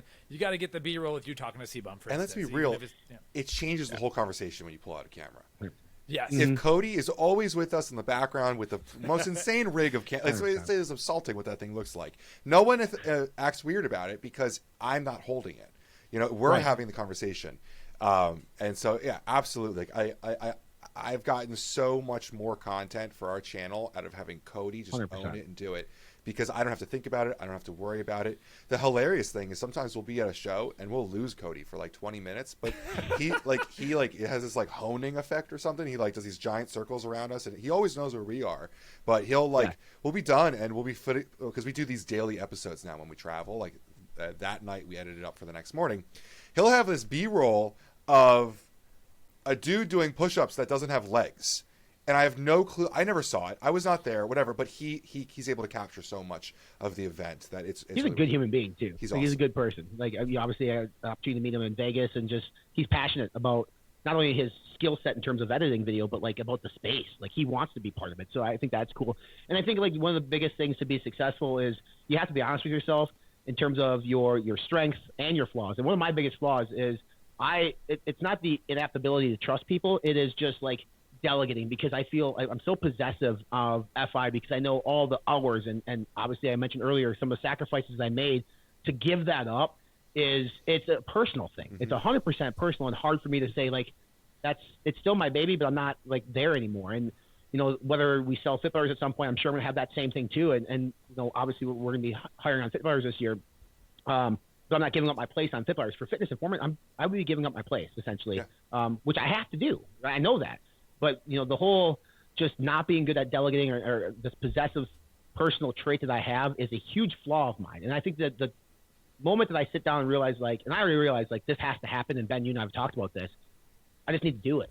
I just need to make the choice and then do it. I think the hardest part as a solo entrepreneur is doing that. And I love my blog, dude. I say my blog, it's our blog, but I love it so much. I need someone to take over some of that stuff, though. It is what it is. I feel like if I step away, or I don't want to feel like I let people down, if that makes any sense, because as weird as our world is, there's a lot of followers who follow us that love us, like authentically, like really appreciate what we do. And if I'm not there, I don't want to feel like I abandoned them. And that maybe sounds stupid to people listening or watching, but there are the hardcore people who absolutely love us. And like, if you just go away and you're not there, you're gone for a while, I don't want people to feel abandoned. And then they probably won't. It's maybe just me mentally fucking myself in terms of the conversation with myself. But I hope when it happens, because it's going to happen, and I'm not on the channel as often as I once was, like, I hope people understand why. And I think they will. Obviously I've been very transparent with it here on this podcast, and I'll be more so on FI too. But I mean, for that brand to become, go from 7 to 8 figures, it needs it, and it needs me to be there. And I need to do that obviously for the future of the business and my family and everything else. I don't know, when I think of like who people are in this industry, there's a lot of strengths. And when I think of you, I definitely think of businessmen. Like you've always approached FI from a business perspective, where I've always felt like much more a creator. I don't really like the business stuff, to be honest with you. Like when it comes down to a lot of serious stuff, I usually I defer to Mike with a lot of the stuff. I feel passionate about creating and the content.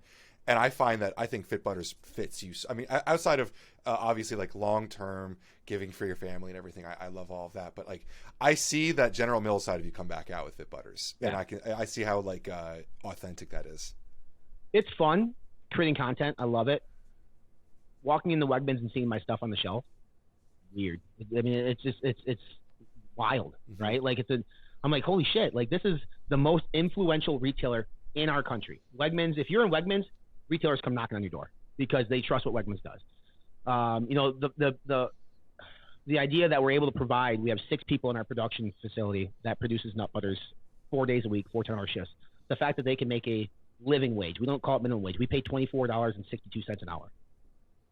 Manufacturing. I mean, they're just capping and doing stuff, simple stuff.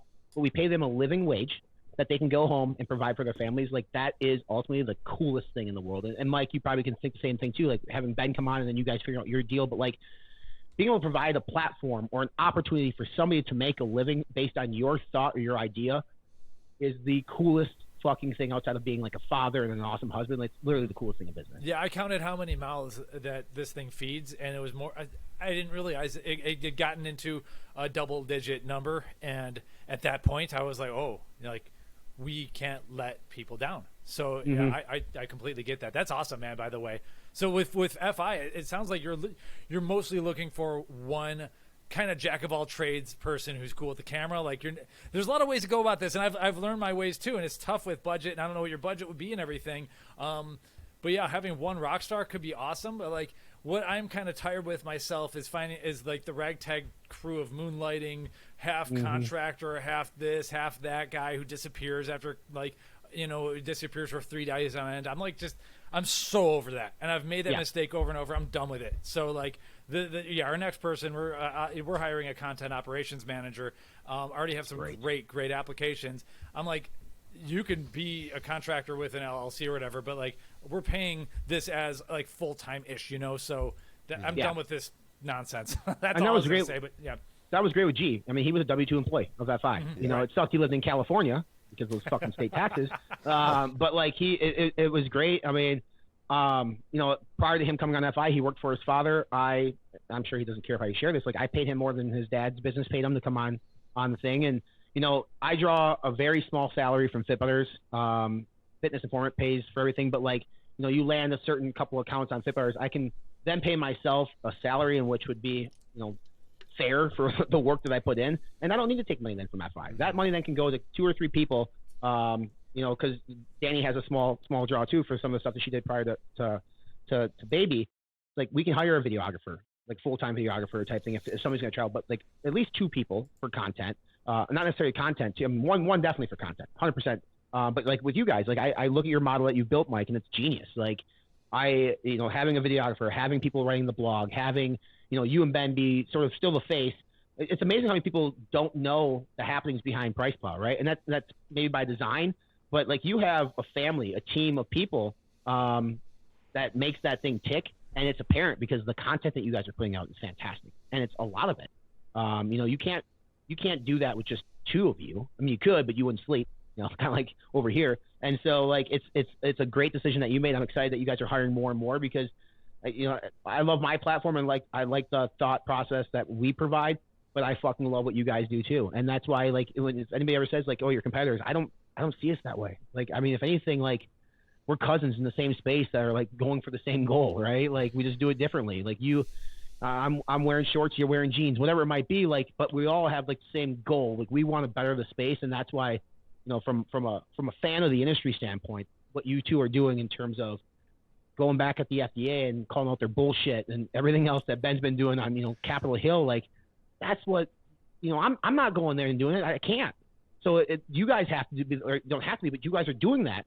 That's fantastic. Yeah. Thank you. We appreciate it. We're constantly trying to find ways to level up. And I think I never wanted to get political, all that, but the one place you should be political is where it's in your own industry, where it does affect you and your people. These are our people, and that's why I realized our tribe is here in the supplement industry, and we have a great tribe, man. Like, we got the best people in this industry. It attracts our kinds of people, and that's what it took me almost too long to realize that, and it took Ben and it took some other people to make me realize that this industry got me through the last few years. I should have leaned more heavily. Like, when I damaged my neck really bad, I should have just reached out to like all the Dr. Hector Lopez's and everything, because like, these are our people and they know so much stuff. We have like this great smart industry. So I lost my train of thought, but yeah, with the operation that we're going to try to do, like, okay, today we're trying to level up. Capitol Hill, there was a letter sent from a congressman to the FDA. We have not yet updated the blog because that would be me, and I'm doing a podcast and I had to do other things. We need the content operations manager to be able to like take this, run with it, and at least get it ready and everything. Like, I'm so sick of being the bottleneck, and that's got to stop. You're not going to scale if you are the bottleneck as the CEO, founder, whatever you want to call yourself. So that's what has got to be eliminated over the next couple of months for me, and then I'll fix and tweak things as needed. But right. And I'm not even sure what Ben's video is on that. So like, I think Yeah, that's it's- part of the problem is that like I've been able to scale my side by just doing more, which is Yeah. awesome. scale. But Yeah, right, at right. some point, linear doesn't work, right? Mm-hmm. So Cody's been really helpful for that because Cody and I have gotten to the point where I can be driving somewhere, and I think a lot when I drive. So when I get to the gym, I put my phone up on my dash on a little suction cup, record a whole video, send it to Cody, go work out. By the time I'm back out, he's taken that cell phone video and produced it to like DSLR level with captions and transitions and all those things. So I'm able to scale a little bit more efficiently. But at the same time, still, like there's so much happening that it's so hard to keep up with sometimes, and that has come to the point where we've had to kind of pick and choose like where Price was going to spend its time. I think is another thing. Like we have gotten some criticism from the industry for not covering everything out there. I only have 24 hours in a day, and currently, frankly, I think this is the other part that we don't talk very much about. Mike and I are spending a few of those hours consulting, and Yeah. a decent amount of those hours are spent on things that are 9 months out that you guys are going to be freaking out about in 9 months, but no one wants to talk about the fact that we're spending on that the time like right now, Right. and that keeps me from talking about the new DMA pre-workout that I really don't care about. Like Yeah. like we're talking about the stuff that matters. We're talking about the impactful stuff, the good people. I've tried to take my time away from things that just sap my energy.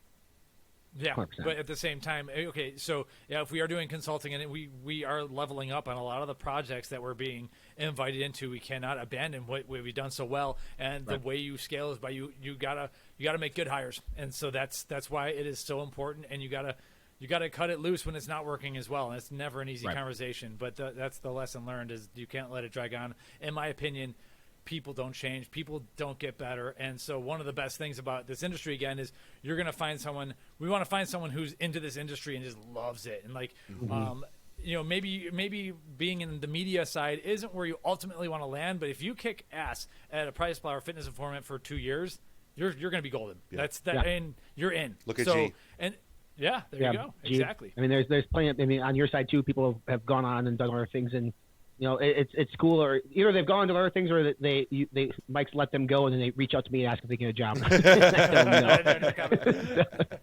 Yeah, so I'm excited for you, and so I think we get caught into this whole thing where I'm working so hard now. I got to get this NMN FDA letter up and everything, blah blah blah. And it's like I am so busy that I don't have time to post the job. So yesterday I just unloaded it and got it up there, and you're already starting to Doesn't get it feel things. so Now we're good forced just to into rip the fucking Band-Aid off? Dude, I mean, I did it in a very unorthodox way, and I don't even care. It's out there, it's done, and now I have to respond to these letters, and so you have to do it. I'm just like and so now it feels good. It'll feel even better when we if we can make the right placement and everything. So I wish you the best of luck, but I want you to rip that Band-Aid off too and do it. well, it'll happen for sure. I mean, it's also kind of scary because in the last year we've taken a pretty good look at who actually is media in nutrition. We had a question in March of like, if we're not the media, who is? And so we took a good look at like Informa, Nutri-Ingredients, natural products, like all that kind of stuff. And it's like we've started to realize like we have pull that like it doesn't exist otherwise. Like we have a really large community. We have a lot of engagement. We have people that are like activatable. Like they're like we can call upon this community to do things. And I'm not trying to belittle anyone else because I really like working with other media agencies. But it's gotten to the point where like if we don't get an answer or if we get an unfavorable answer, I'm starting to understand why. And so it's I don't know. I like our relationship because if I call you, I want to do a podcast. Yesterday, you were like, "Do you want to do it right now?" Like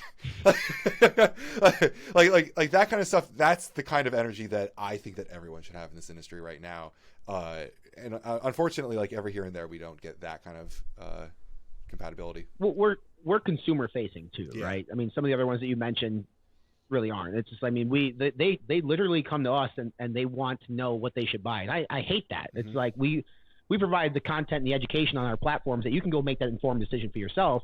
I'm not, it's as you grow, how many DMs you get, Ben and Mike, about like, hey, which pre-workout should I buy, or which one's the best for this and that? It's like, or they'll send you the worst, and I'm sorry if this offends you, but you send me an SFP and ask my opinion on what I think.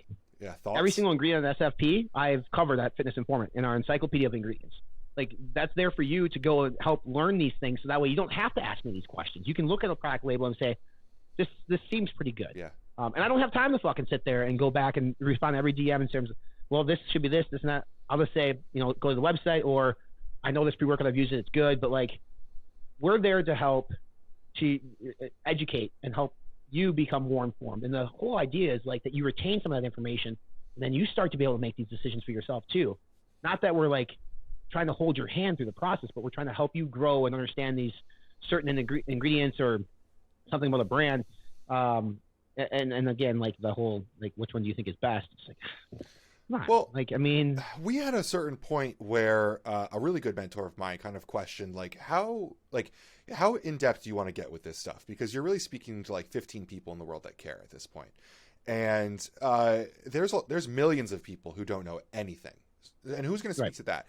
And so I had to ask myself a question, and this is me giving the quote-unquote competitor our secret sauce kind of in some ways. Like, on a daily basis, if you're getting hit with price plow content, like, what's the acceleration ramp to understanding every video that's going on? Like, if you follow us today and tomorrow you get hit with the 3 posts that I put up, how many days, how many pieces of content is it going to take before you get up to speed and you understand what I'm talking about? Because a lot of this stuff is super in depth. Like, if you jump on our story, there could be 50 stories in a row where I'm talking super in depth about ingredients that you may or may not ever even see as a normal consumer. And so I don't want to say that I dumbed things down, but I brought it down to a point where, like, at any time, if you jump in on the content, you'll kind of understand what the point of that content is, what the message I'm trying to get across is. Whereas previously it was like, all right, guys, strap in because we're going to be talking about 3.2 grams of beta alanine and what that's going to do for you. Like, I had to pull it back a little bit, which is like ironic because the whole differentiation that we've always talked about with you is like that we go so deep.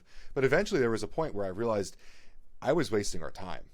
For a lot of people, and obviously, like this podcast, we have long form content on YouTube. We love doing these deep dives, but I had to find a way to go as deep as I needed to, and that was the only that was as far as I went, which was a big realization for me. It's absolutely true. I mean, when we would talk to brands, they'd say, well, how are you in price plow different? I'd say, I literally use the words, I dumb it down. I put it in layman's terms. Like, I make it like almost like a minute and a half marketing campaign about said, but we're talking, not necessarily like saying like, hey, go buy this thing, but like make it understandable and relatable in a shorter format. Price plow is going to give you, they're going to fucking turn over every stone on that stuff in their blog. And they should, because that's what they're good at. But your video has been like, here are 14 ingredients you need to know, or like part 14, here's an ingredient you should know about. You take 20,000 word essay into a minute and a half. I mean, and that's, kind of like, I take that same mentality, but into some of the content that I write. And that works for me. And I don't want to be price plow. Like, I don't want to write 10,000 word articles. You like don't. That's no. I mean, so no, but I appreciate you calling out that piece of content because that one has been one of our most popular recently. It's great. And it's hilarious because what I found is that even though I used to have, or I still do, but like I used to rely on that 10,000 page knowledge, the 90-second knowledge helps me remember it better. I understand things like once I can figure out what really matters in 90 seconds, I always understand the product better. So I've realized sharing that with other people, it's been a hit. But yeah, sometimes it takes 10,000 words of writing to really find the click. Like, oh, there's this mechanism happened. And it's like on word 8,000, and now, okay, Ben, here's I got your clickbait. Like, so it takes that time, and it's not always me. There's other writers who can who sometimes capture it, or like something keeps coming up over and over and over. Like, okay, we have something here. So you don't always get that unless you do the deep dive, and that is part of the secret sauce. And I'm willing to give that secret sauce away because most people aren't willing to write 10,000 word article, and I kind of live in that world and prefer to actually. So it's fun, but yeah, you got to give Ben the ammunition, and I feel like we do that often enough. Yeah, it's interesting too. I mean, now with AI, Mike, and like what that's able to do. I mean, I literally, after I think Ben, you and I were talking about it, so I downloaded it on my phone, and I said, like, explain to me the mechanisms of synephrine, and it literally shot out I don't know how many different paragraphs on this thing, and I spent time reading it. I'm like, this is actually pretty fucking good. Like, it's kind of scary a little bit, but I mean, how do we incorporate that functionality into what we do to where it doesn't replace us, but maybe it complements what we're doing, or maybe it saves us some certain time on things, so it allows us to do other things. So like, I'm looking at that, and I'm sure you guys have looked into it It's kind of a scary thing. But then I also look at the flip side, like some of these influencers on social media who are really good at TikTok and really good at that type of world, and they have 100,000 followers, and you watch their content and you're just like, man, it's fucking dumb. Yeah. But people love it because it's visually appealing. I don't know, but then I think back at like, hey, our platforms have like 40,000 combined, but I'm telling you, the content we put out is rich. It's from an education standpoint, and then this guy's got 100,000 followers spewing a bunch of bullshit. Like we're still fighting that too. Like we're still trying to like overcome the bullshit that this guy just said that 50,000 people think is true, and there's always a battle, whether it's the government or the FDA, whether it's stupidity on the internet, which is never going to change. So but also at the same time, I look at those content creators. I said, okay, what are they doing that people really enjoy? Like, why are they so popular, right? Like, I look at Brett Westover, for example. Like, why? What is it that he does that people gravitate towards and like? And he's a good kid. Like, I have nothing bad to say about Brett. So it's like, okay, he's really good at like editing and short stuff and getting to the point, and I've always done that. But I also look at, as I look at you guys for inspiration and influence and how you do some certain things without copying you. Like, what do they do really well that maybe I can do in a shorter format or whatever? What are these TikTokers doing really well? I refuse to go and just be disingenuous and unauthentic though. Like, I won't do that. But it is interesting to look at in that world, the video creation world, and what some of these younger, because I'm 36 now, and I, we're all in our 30s, and Mike's like 22 with an awesome beard. But I'm just saying, like, what these kids are doing, it's like, okay, I mean, you have to evolve. Like, I don't like TikTok. I hate it. Mm-hmm. I only go on it when I have to post a video. I don't scroll. I don't go down that rabbit hole. I have no need to. But like, I understand, like, if I'm not there, I'm not in Discord. You guys have done great with Discord. I download it. That's it. I haven't done anything else, and maybe that's a fault of mine. But like, it's just, there's so many different fucking touch points now. We have a lot of them, not all of them, but it is interesting, like the ever evolving technology and how do we incorporate that into our business and how do we use it to touch people and educate people, because there's always going to be something new every couple of years. I played the like follower race for a little bit. Like when I first came on, I think we had under 2,000, and I was like, this won't do. And I wanted to be better, but somewhere around like 10,000, I stopped really caring about progressing too hard. I still get a kick out of increasing engagement, increasing followers. I obviously am looking to bring in new people into the community, but I'm not, like so crazy about followers. I want to better serve our own industry. And I think that was one of the bigger realizations for me, was like, I wanted to be one of like the 100,000 follower type people, which is ironic because if you look at our entire engagement overall of our channels, where, we have a huge footprint. It's not something, anything to worry about, but I eventually, when I realized that like the people in our industry who matter follow us, that was really what mattered to me. The not the opinions of my peers, but like the impact I've had on an industry that I am passionate about mattered way more to me than getting 100,000 people to follow. Mm-hmm. When we go to supply side events and I get recognized, that showed me that it was working more than if I went to the Olympia and got recognized, right? Or like if I'm able to talk to a group of broccoli head kids without them knowing who my Instagram is. Like I care way more about Rick Collins than I do, Joe Schmo, 18-year-old in the gym. And that was a big thing for me, was like, I realized that like my purpose is to improve things, is to stand up in this industry and to do stuff, and to be loud, and maybe not loud, but maybe sometimes working behind the scenes. But I stopped caring too much about the numbers. Obviously I have to like keep up engagement. I don't want things falling off, but I stopped having a lot of stress over it once I realized that we had kind of arrived in a lot of ways, and I don't need to have a negative effect if I don't get it. Like, I just think it's just a process of like, all right, that didn't work. We'll find out what does work and move down that alley. Like I've gotten very methodical with our content. I don't really attach much emotion to it anymore. Early on, I was like, I have to get to 20,000 or whatever. Yeah. I'd say it's cool too. You guys, same way, we get the pitch decks from some of these brands that are going into GNC or Vitamin Shop or even Walmart, and you see our logos up there.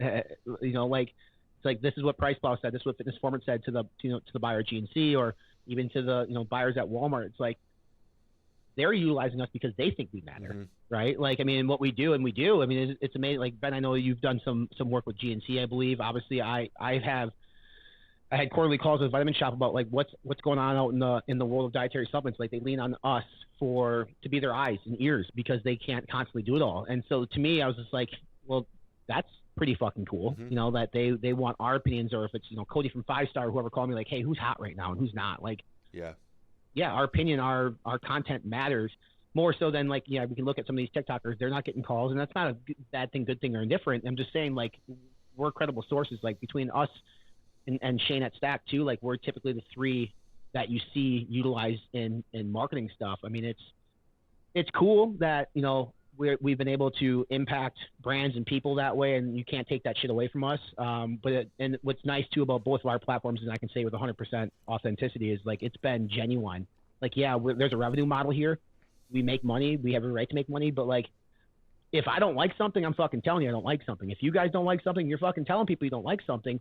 And maybe it's not on video. Maybe they send you like, you know, a beta sample on something. It is our responsibility, if they're relying on us to give them positive feedback, to not be a yes man and say like, you know, like there's, for example, like the Phase Pop, the can from Ghost. Like when I had it, I thought it tasted off. Like it didn't taste like your traditional Ghost lamp of energy. So I texted Mike Wilkie right away, and I said, hey man, I don't know, maybe it's and you know, with this, and I sent them pictures of the lot number, and I think they found a couple cans in that lot number that just weren't the flavor profile on it and stuff. But like, what would I have done? Like, who am I to like swallow my tongue and go to bed and sleep on it if I felt like maybe there might have been something wrong?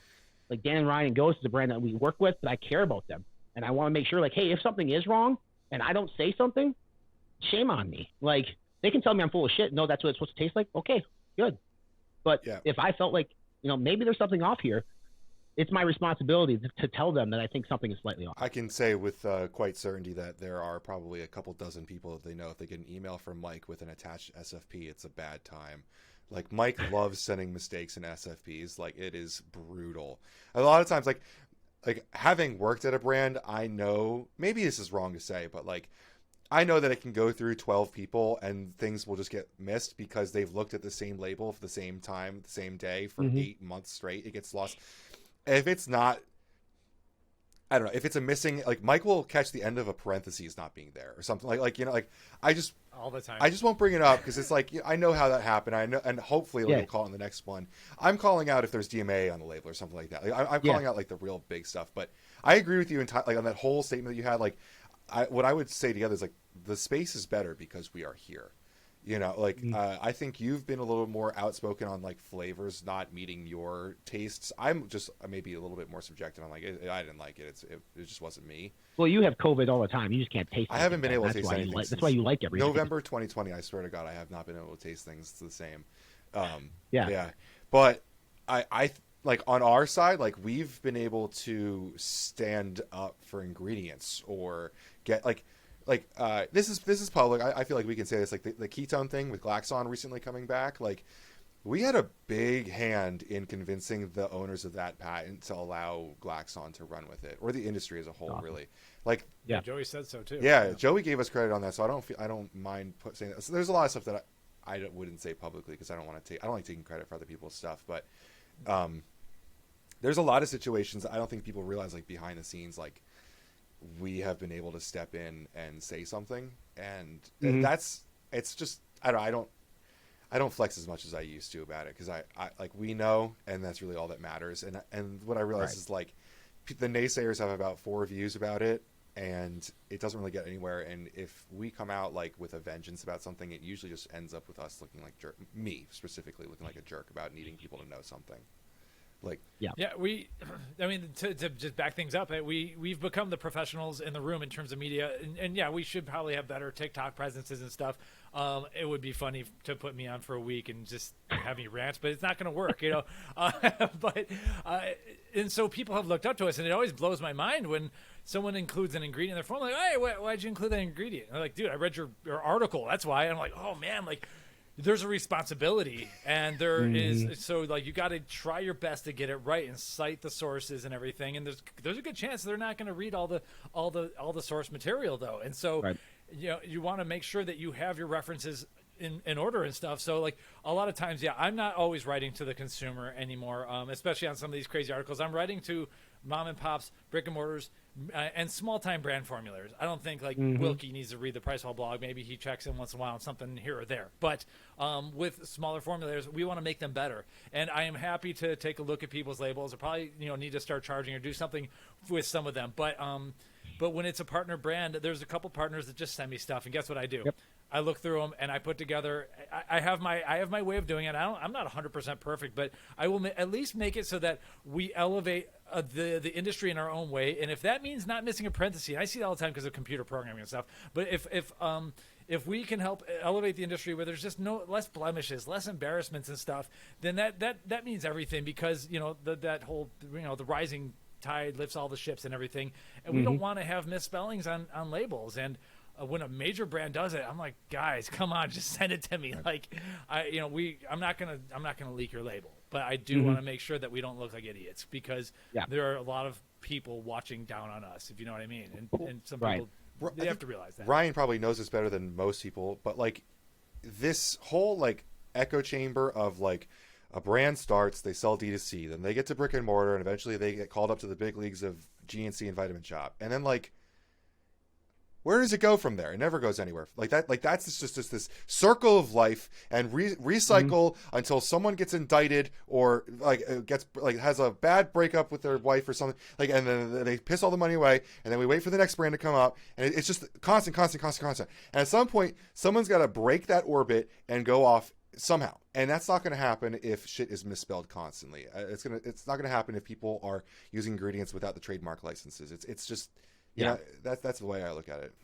Yeah, I feel like Ghost did that kind of, so yeah, that's and a lot exactly of what I was going to say. Now the new Vector is the energy drink and everything. So who knows what the Vector after that will be, because that's just so saturated.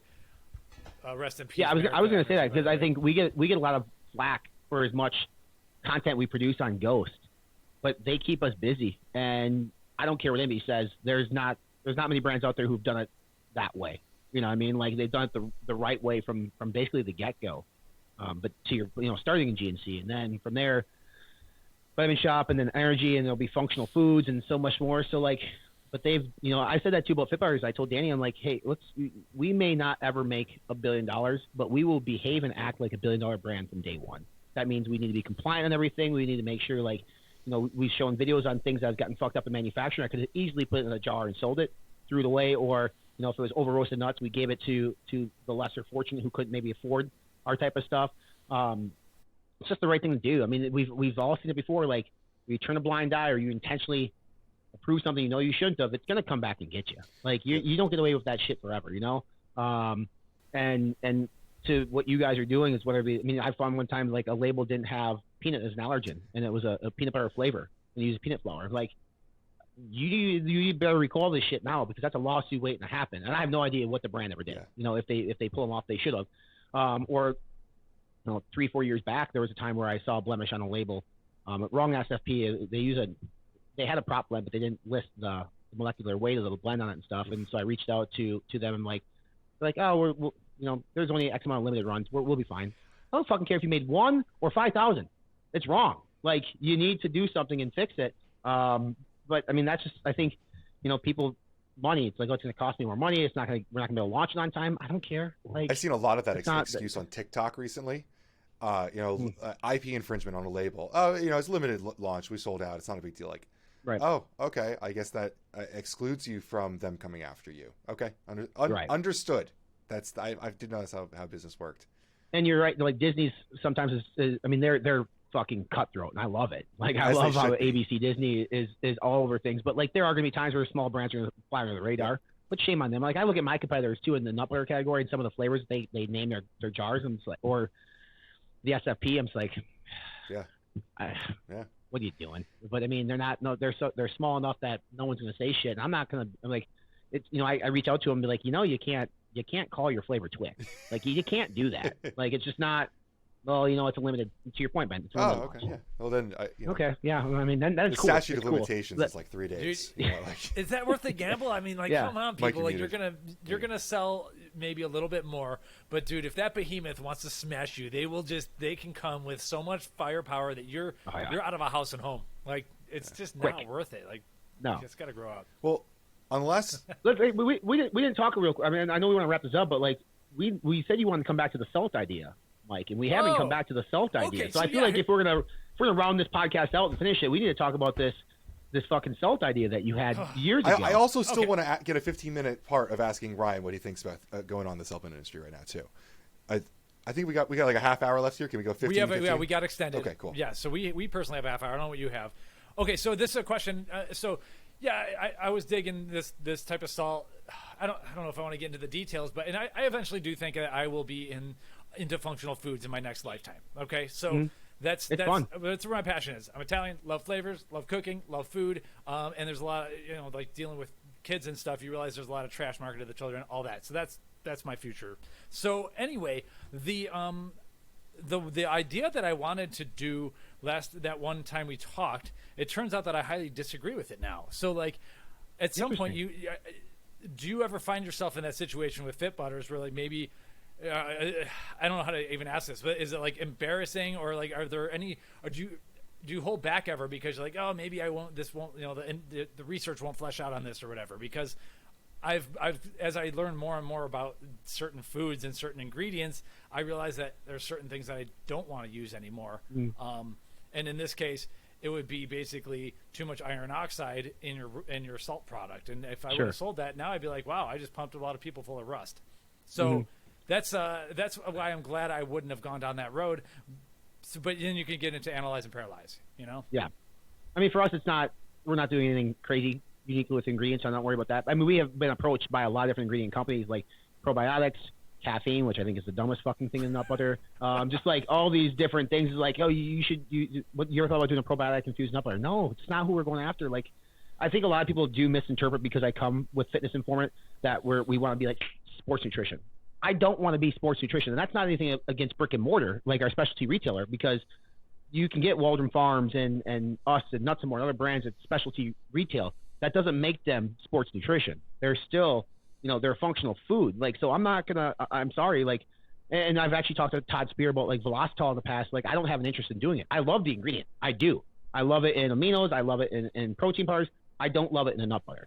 And I think, you look at what like the Outright Bar did, Mark. Like he put in the breakfast one. It was a really good one, but consumers don't give a shit about that in a food. Like it's just, that's such a tough ingredient in general to have people comprehend and understand. And then I'll put it into a popularized food that you could find in your protein bar aisle. It makes it more difficult. So for me, it's like, I've never had any like embarrassing thing. We came out with our simple flavors like 2 years ago, which was just like a peanut butter, almond, and so my team and I, like, they wanted to try it. I didn't. I'm the CEO. I should have nixed it. I said, fine, we'll fucking do it.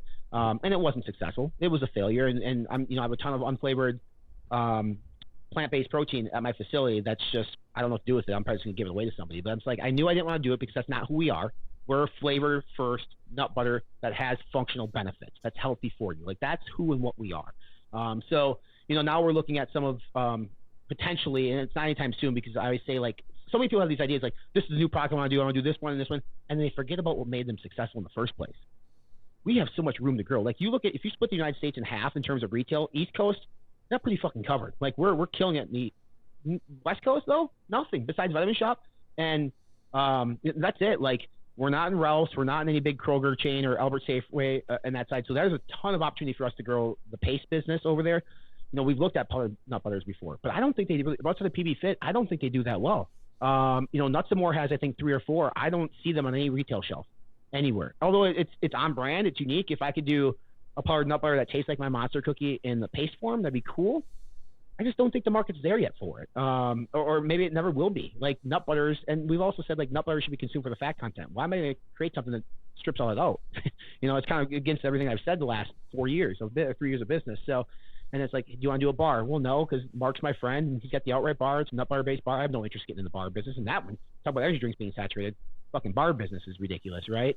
There are some applications on that I've said publicly that I would like to maybe explore at some point. But I think at that point, whenever manufacturing goes outside my walls, I don't think I own the company anymore. And what I mean by that is, like, once we outgrow the self-manufacturing thing, which won't happen unless we decide to bring on another type of a product line extension, I think at that point, we probably exit. We'll see. I mean, we don't know. I'm having a ton of fun, and that's why I said, like, if I can make a living doing this and I can have fun and it doesn't feel like I'm working, like that's ultimately like the goal that everybody wants to have, right? I mean, I could sell for, say I sold for 30 million and I took my share. I couldn't sit around. I'd have to do something. It's, you know, my ADD's like, okay, you can spend maybe a week at the Caribbean and then you gotta get back to work. Mm-hmm. So no matter how much money we ever make, if we make any at all, I will always constantly be working. So Mike, if you ever want to reformulate that salt idea and do something cool, I'll help you figure it out. Oh, thank you. No, I'll do something else. But I think salt is good to go. So Ben, what did you want to talk about a little bit industry recap? Or yeah, I wanted to ask what Ryan's seeing right now, what you're thinking about. What, like, we wake up this morning, you checked your phone. What was the thing you had to deal with? Like, what's going on? What's on your mind? Didn't I send you the Onnit pre-workout this morning? Was that today or was that yesterday? You went there. My buddy Steve. I mean, I like and I appreciate brands that reach out to us and ask for our opinion on things. And I just have a hard time looking at price tags and sometimes SFPs if they're not utilizing any sort of novel ingredient that we know costs a ton of money, and the price they charge based on the culture that they've created. And it's like CrossFit, and I love CrossFit. Like, I did a CrossFit event last week, and the community is great, but like, there's no reason the CrossFit gym membership could cost you double a bodybuilding gym membership because it's significantly less to operate. Yeah. You know, it's a fucking factory with racks and some dumbbells. You go into a nice gym that has some like iCarrion or I mean, you know how much money they drop in that. Oh, yeah. So it's all that. But I mean, I'm going to reference a video that you made, I think, Ben, 6 months ago about how much better the industry is today than it was, you know, in the past. And I think when things go wrong, they're amplified more today than they used to be. There used to be a lot of shit that happened. Like when I broke into the business or the industry in 2014, everybody was doing shady shit. Yeah. It seemed like. I mean, I hate to use the word everybody because I don't need 100% everybody, but so many brands are doing shady shit. No one just talked about it. We didn't have the social channels. We didn't have a way to amplify it. It wasn't being covered by major media platforms, you know, like us. I would like to think that brands are trying to be better, doing things the right way, going with contract manufacturers who are compliant in every aspect of their business, and if they have any sort of warnings or letters, it's something super minor and dumb, like the trash can was in the wrong place, or so. I mean, just using an example, right? But I also understand, like, because of the presence of Amazon, how easy it is to throw a brand on Amazon, and how these influencer created brands. I think you posted the blender thing from TikTok, right? Like, I mean, then you have that side of things. So like, it is really. Overall, I think we're in a much better place. And I think platforms like you guys going to bat for the industry is the reason why we're in a better place. Yeah, totally agreed. I wasn't the biggest fan of this pre-workout. I haven't spoken to Steve about it yet. I saw it, and it's been a big week, so I haven't gotten in. I have a DM from him I have to get to. But, you know, if this is what we have to complain about, you know, like, it's... Would I have liked more citrulline? Yeah, but this is like the base clinical. Like, this is like the base clinical. Most people don't realize that 2.4 is like there is a little bit of a claim there. Nuganda at 225, the new African palm oil, kind of cool. You know, theobromine and caffeine will make it feel better than you think it will. Alpha GPC a little bit there. The 50 milligrams of dynamine. If this is what we're complaining about, you know, like, I'm not personally gonna get up in the morning pissed off about this existing. You know, what's their coupons? No, I am. This is a piddling workout being sold for $60. I don't know what their coupon situation is. $60, 20 serve for $60. This is honestly sad. I think that they need to do a lot better than this. I get maybe the average. So this is Alpha Brain pre-workout, so it's supposed to be nootropic, and Nuganda helps with that. The issue is, 20 servings, $60. I don't normally look at price. I don't normally go down that. I just normally just look at the panel. So yes. Right. And that's something that I do a lot on is the price thing, and I think that's where brands get really pissy. And you know what was it Jocko's? And I have nothing against the formula. And Ben, you and I talked about like the specific ingredient used in the anti-aging product that's like $90 or $100, right? Well, yeah, it's 3 milligrams of spermidine. It's expensive, right? But like, I think like there are certain cars, like you can look at, say, is the car literally worth that much money? Yes, with the components and all the pieces in there, it's worth that. How many people are actually going to buy that? So there was a really good clip that went big this week from Elon Musk back when he was with PayPal. And they were asking him if basically they were, I forget what the specific thing was, but they were talking about like ridiculously expensive, I think it was cars, like ridiculously expensive cars. And he was like, I don't think you guys understand that the technology in exotic cars right now is going to be in the standard cars in 5 years. And this technology, no matter what it is, if it's communication technology, transportation technology, content production, all these technology that is afforded to the elite or the pros or the top level always before it can become commercially economic, like possible for lower people to have it. And like spermidine is there right now. Beba, Mitoburn, like everyone has it right now. When Mike and I started talking about berberine, it was, or sorry, not berberine, Mitoburn, it was not even possible for people to profit off of something. Right. I mean, NNB was selling it at a loss. You know, like yeah. I don't know if I'm supposed to say that out loud, but like that, to give you an idea, like that's one reason we love NNB is that they're so passionate about getting innovation out there that they're willing to do that kind of stuff. But I think a lot of people look at the price and they say this is ridiculous, but they don't realize they don't understand what it takes to create 3 milligrams of spermidine HCl. They have no concept of where that comes from, how it's created, how it's made. Right. Yeah, and but to the point though, right? I'm gonna defend the consumer here. They don't have to. I mean, they're right. They're looking at a product they see anti-aging and they see a $90 one versus somebody else selling one for $40. Right. Then that's why our platforms come out there. We try to educate, but even like at a point, and we talked about this, and this is a trend too, is like I think the window dressing and everybody trying to more is not necessarily better. You know, it's like, okay, we're going to do 12 grams of citrulline and this and that. Well, you ever taken 12 grams of citrulline before? You're on the shitter within 20 minutes. Like, it's just, I mean, and at what point do we have like the point of diminishing returns? Where does that fucking curve decide to say, like, you know what, everything else that you're giving us beyond X is worthless, but you're fucking paying for it because you think it's worth it. And these brands are coming out there and be like, yeah, they did 10, so we're doing 12, or we're going to do this much milligrams of caffeine. It's like, that's why I think you did a really good job on talking about Cellucor recently. And I've always said that too. Like C4 at Costco is not my pick of the pre-workout. It's not, is it?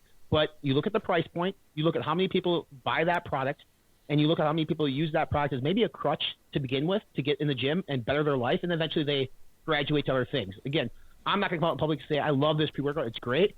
But I'm not going to necessarily shit on it because it is such a mover for people maybe for the first time to try something that placebo or real, they're getting up and they're living a healthier, active lifestyle. I'm not going to and I'm not going to say like I'd rather have that versus like this mega dose $9 pre-workout.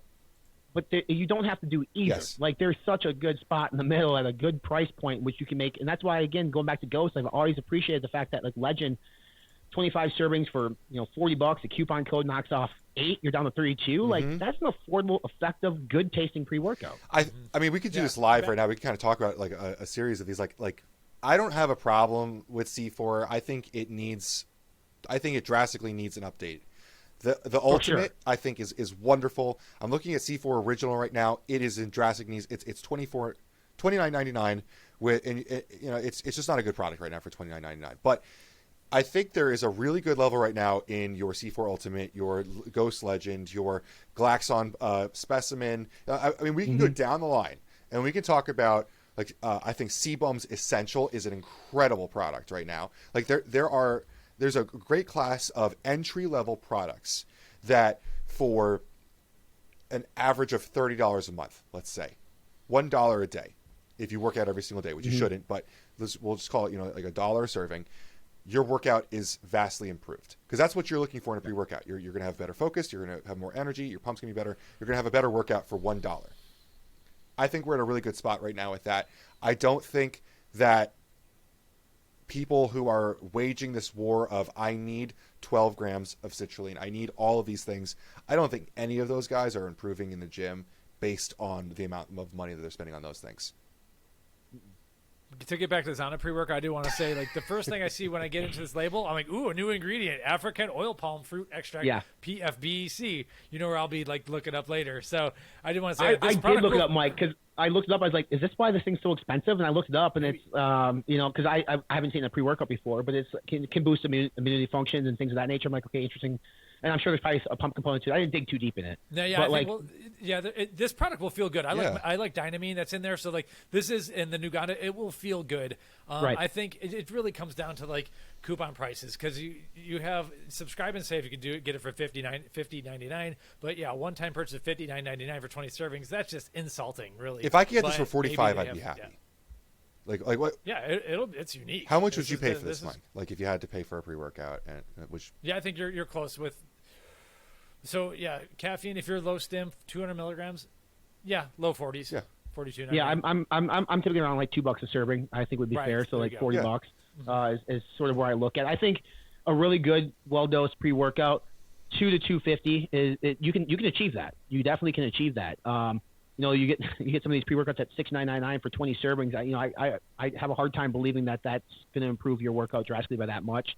And it's just not. It's fun. It's cool. Like as a bro science and looking down and trying to create that yourself and throwing fucking 20 different components in it that's going to either improve blood flow or whatever for the pump. It's just like it's not necessary. Like I mean, I would love to do, and Ben, we talked about this before, like, hey, like the whole placebo thing. Like, I'm gonna give you this pre-workout, which is $30 for 30 servings, and this pre-workout, which is $80 for 20 servings, and then somehow try to do a controlled study on it and metrics and say, did you really perform any better on this one?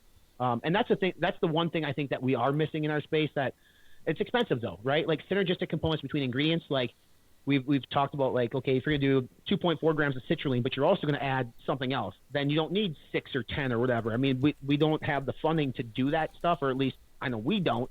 That would be cool that we could see some of that, because I think for a lot of times when we talk about pre-workouts, it's like, okay, well, the clinical dosage of said ingredient as a solo ingredient is this to that. And if that's not what it is on the label, people might think, well, we're not getting enough citrulline. Well, you don't necessarily need 6 grams of citrulline either, right? So I wish we had more of that, but then Mike would never sleep. So I mean, he'd be balls deep in this stuff 24/7 as he already is. But I think some head-to-head like controlled testing between some fully loaded pre-workouts and some lower end pre-workouts would be interesting to see what the reported back metrics were from individuals doing it. Again, how do you control that though? I don't know, because there's also other variables like diet and hydration and everything else. But it's just the idea. It would be cool to see. Yeah.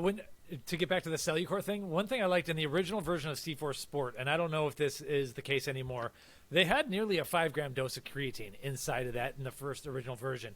And so there were some haters that came out and were like, dude, you know what? This is going to benefit a lot of people, especially those who aren't eating as much meat or whatever. Mm-hmm. Like, if we can use C4 Sport to Trojan horse 5 or 3 grams of creatine, whatever it was, 3 to 5 grams of creatine into a human's body, then I am like all for that. Like I like those kinds of things. And so there's ways to make products that improve people's lives, even if it doesn't have 80 grams of L-citrulline powder and all this stuff. Like, there's certain things that are forgotten. And I do think that like creatine's kind of been forgotten in the mix sometimes with some of these brands. And so it's tough because I'd like to hear what more consumers are doing about.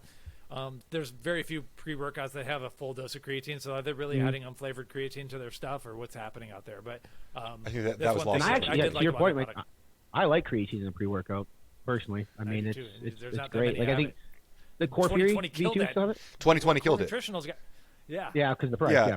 And then Doug removed it from his pre-workouts that I loved. And I understand, like that was a decision that had to be made. He just had formulated stuff at Core that. Man, he got like the citrulline and creatine were just out of control, and he had high doses of both in like in both Boom and Core Fury, and so that just sucked. But I love those. Yeah, so I think just like going back to your original question, you see, I think we're always going to see some of the same things in the space. Like I think everybody's always going to race to try to give you more is better. I don't know if that ever changes. I mean, it's cool now to see a little bit on the pre-workout category. We went from 30 servings to 20 servings. Now we're kind of itching back towards 22, 25. Some people are bringing back 30 servings for the value play because of inflation and the way the world is. So, I don't have any problem with that. I think that's cool. But we're in a much better place in 2023 than we were in 2018, 2019, 2020. But there's still always gonna be something. I mean, you constantly are reading up on some of these letters that the FDA is saying right, wrong, or indifferent. They're still sending me shit. sometimes like we look at them and we scratch our head and be like, what? Or the ingredient stuff, right? Like with Amazon recently, it's like, oh my God, like this is what we're dealing with now. And I don't know. You would know better than me what the reasoning is behind it. If they're trying to swing a big dick and try to like, hey, we're going to put our nose where it doesn't belong on certain things. But well, stay tuned. We have a podcast coming end of May, early June with the lawyer that defeated the FDA on NAC. We're going to be podcasting down in DC with that, NPA and Kevin about that. So we'll be talking a lot about answering that question. We're really good at, if we don't know something, just bring on the person who does. And that's what I'm hoping to do that day. I don't know how in depth we're going to go, but I'm pretty excited for that, honestly. The real question is if Mike still misses DMAA as much as he used to. I know, like, weren't you a big fan of that, Mike, back in the day? Yeah, having known more, like, so my argument was always that it is found in nature, and it is still, I do believe it's found in nature, but that doesn't mean it is per the law compliant ingredient. And once the course ruled that, I stuck with that, and we kind of got away from that stuff.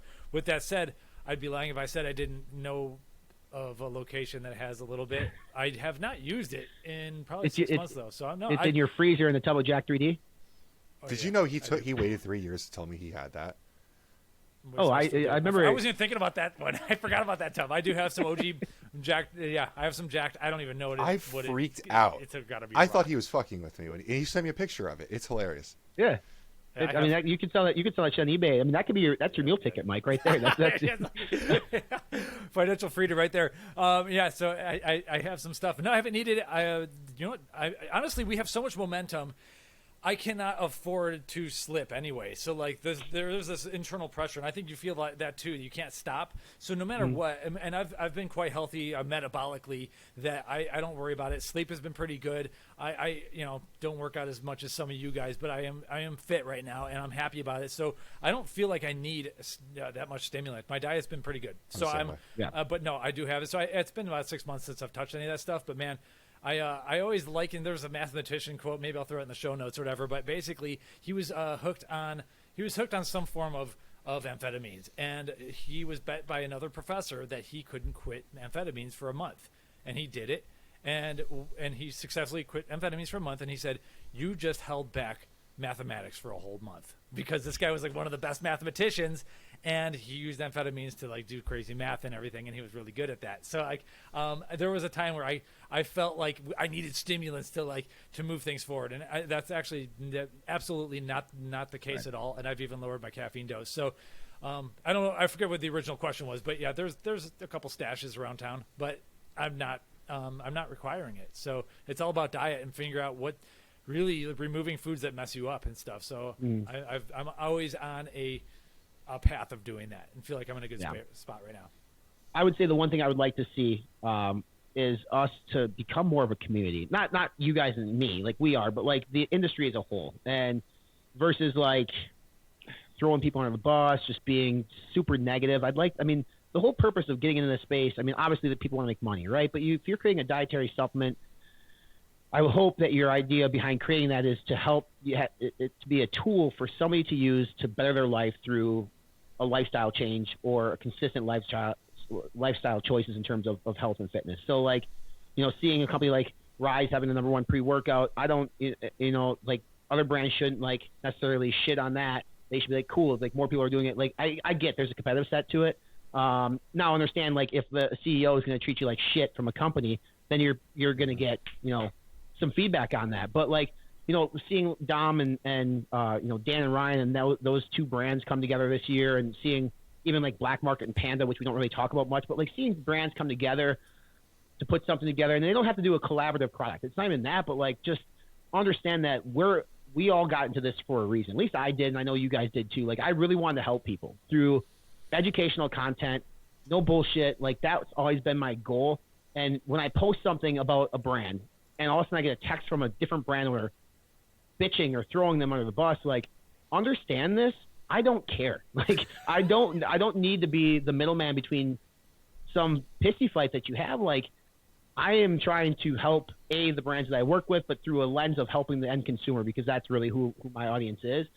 And not everybody's trying to rip you off. Not everybody's trying to copy you. Not everybody's trying to undercut you. Even though like that seemingly is the mindset that many people in the space have, is they have this guard up that everybody's after their fucking position. Why? Like, why is that? Why do we have this guy being like? I mean, I don't ever think that Price Pal is coming after me, and I hope you guys never feel like I'm trying to come after you, because we're in this together, and I just wish other brands would do the same thing. It's like, as long as you can behave like an adult, and you're kind and courteous, and you're doing the right things, and you're not a piece of shit, like, there's no reason we all can't just get along and root for the success of one another. If somebody gets into Walmart or Target, like Ghost getting into Target with hydration and stuff, I mean, that's awesome. That is awesome for the entire industry, because that, again, we talked about that. I know you guys aren't the biggest fans of Redcon, but Total War going into Walmart years ago at the full formula at $39.99, there were brands that stepped up and said, you know what, maybe we don't like the team there, or we don't like the brand, but this is good for the space. And since then, we have seen how many more brands go into Walmart. Now, you can talk about the formula you want, but more brands have had the opportunity to go in because of that.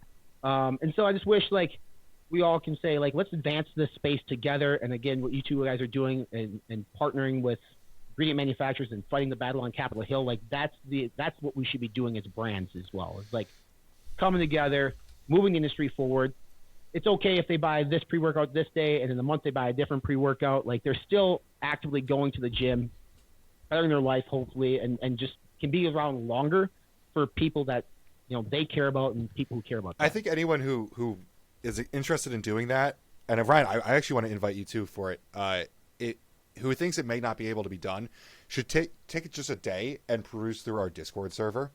We got over 600 engaged users in there who, like, literally just come in to talk about fitness and supplements, and it's the coolest thing. The first night we got 25 people, and I thought that was cool. You know, now we've got over 600. It's like a conversation constantly, and a lot of that in there is brands. You know, we've had a couple of brands come in and kind of be a little douchey in there, and like, it quickly gets squashed without me even being involved. Like, people kill them with kindness. So like, no. Here we are all talking together about this, and it is the coolest thing. I think we used to have, like, the bodybuilding.com forums. We used to have a lot of different, like, magazines and for community Facebook stuff. groups, and then that Instagram let go of community, and so Discord picked it up, and I feel like we have the best Discord in the industry. So It's definitely better than mine. Definitely better than mine. Ryan, we do have to get going. Thank you so much. Yes, sir. Like, this has been a pleasure. Very excited to get this up and everything, and I'm sure we'll find some good clips of you. Appreciate you guys. We'll talk soon.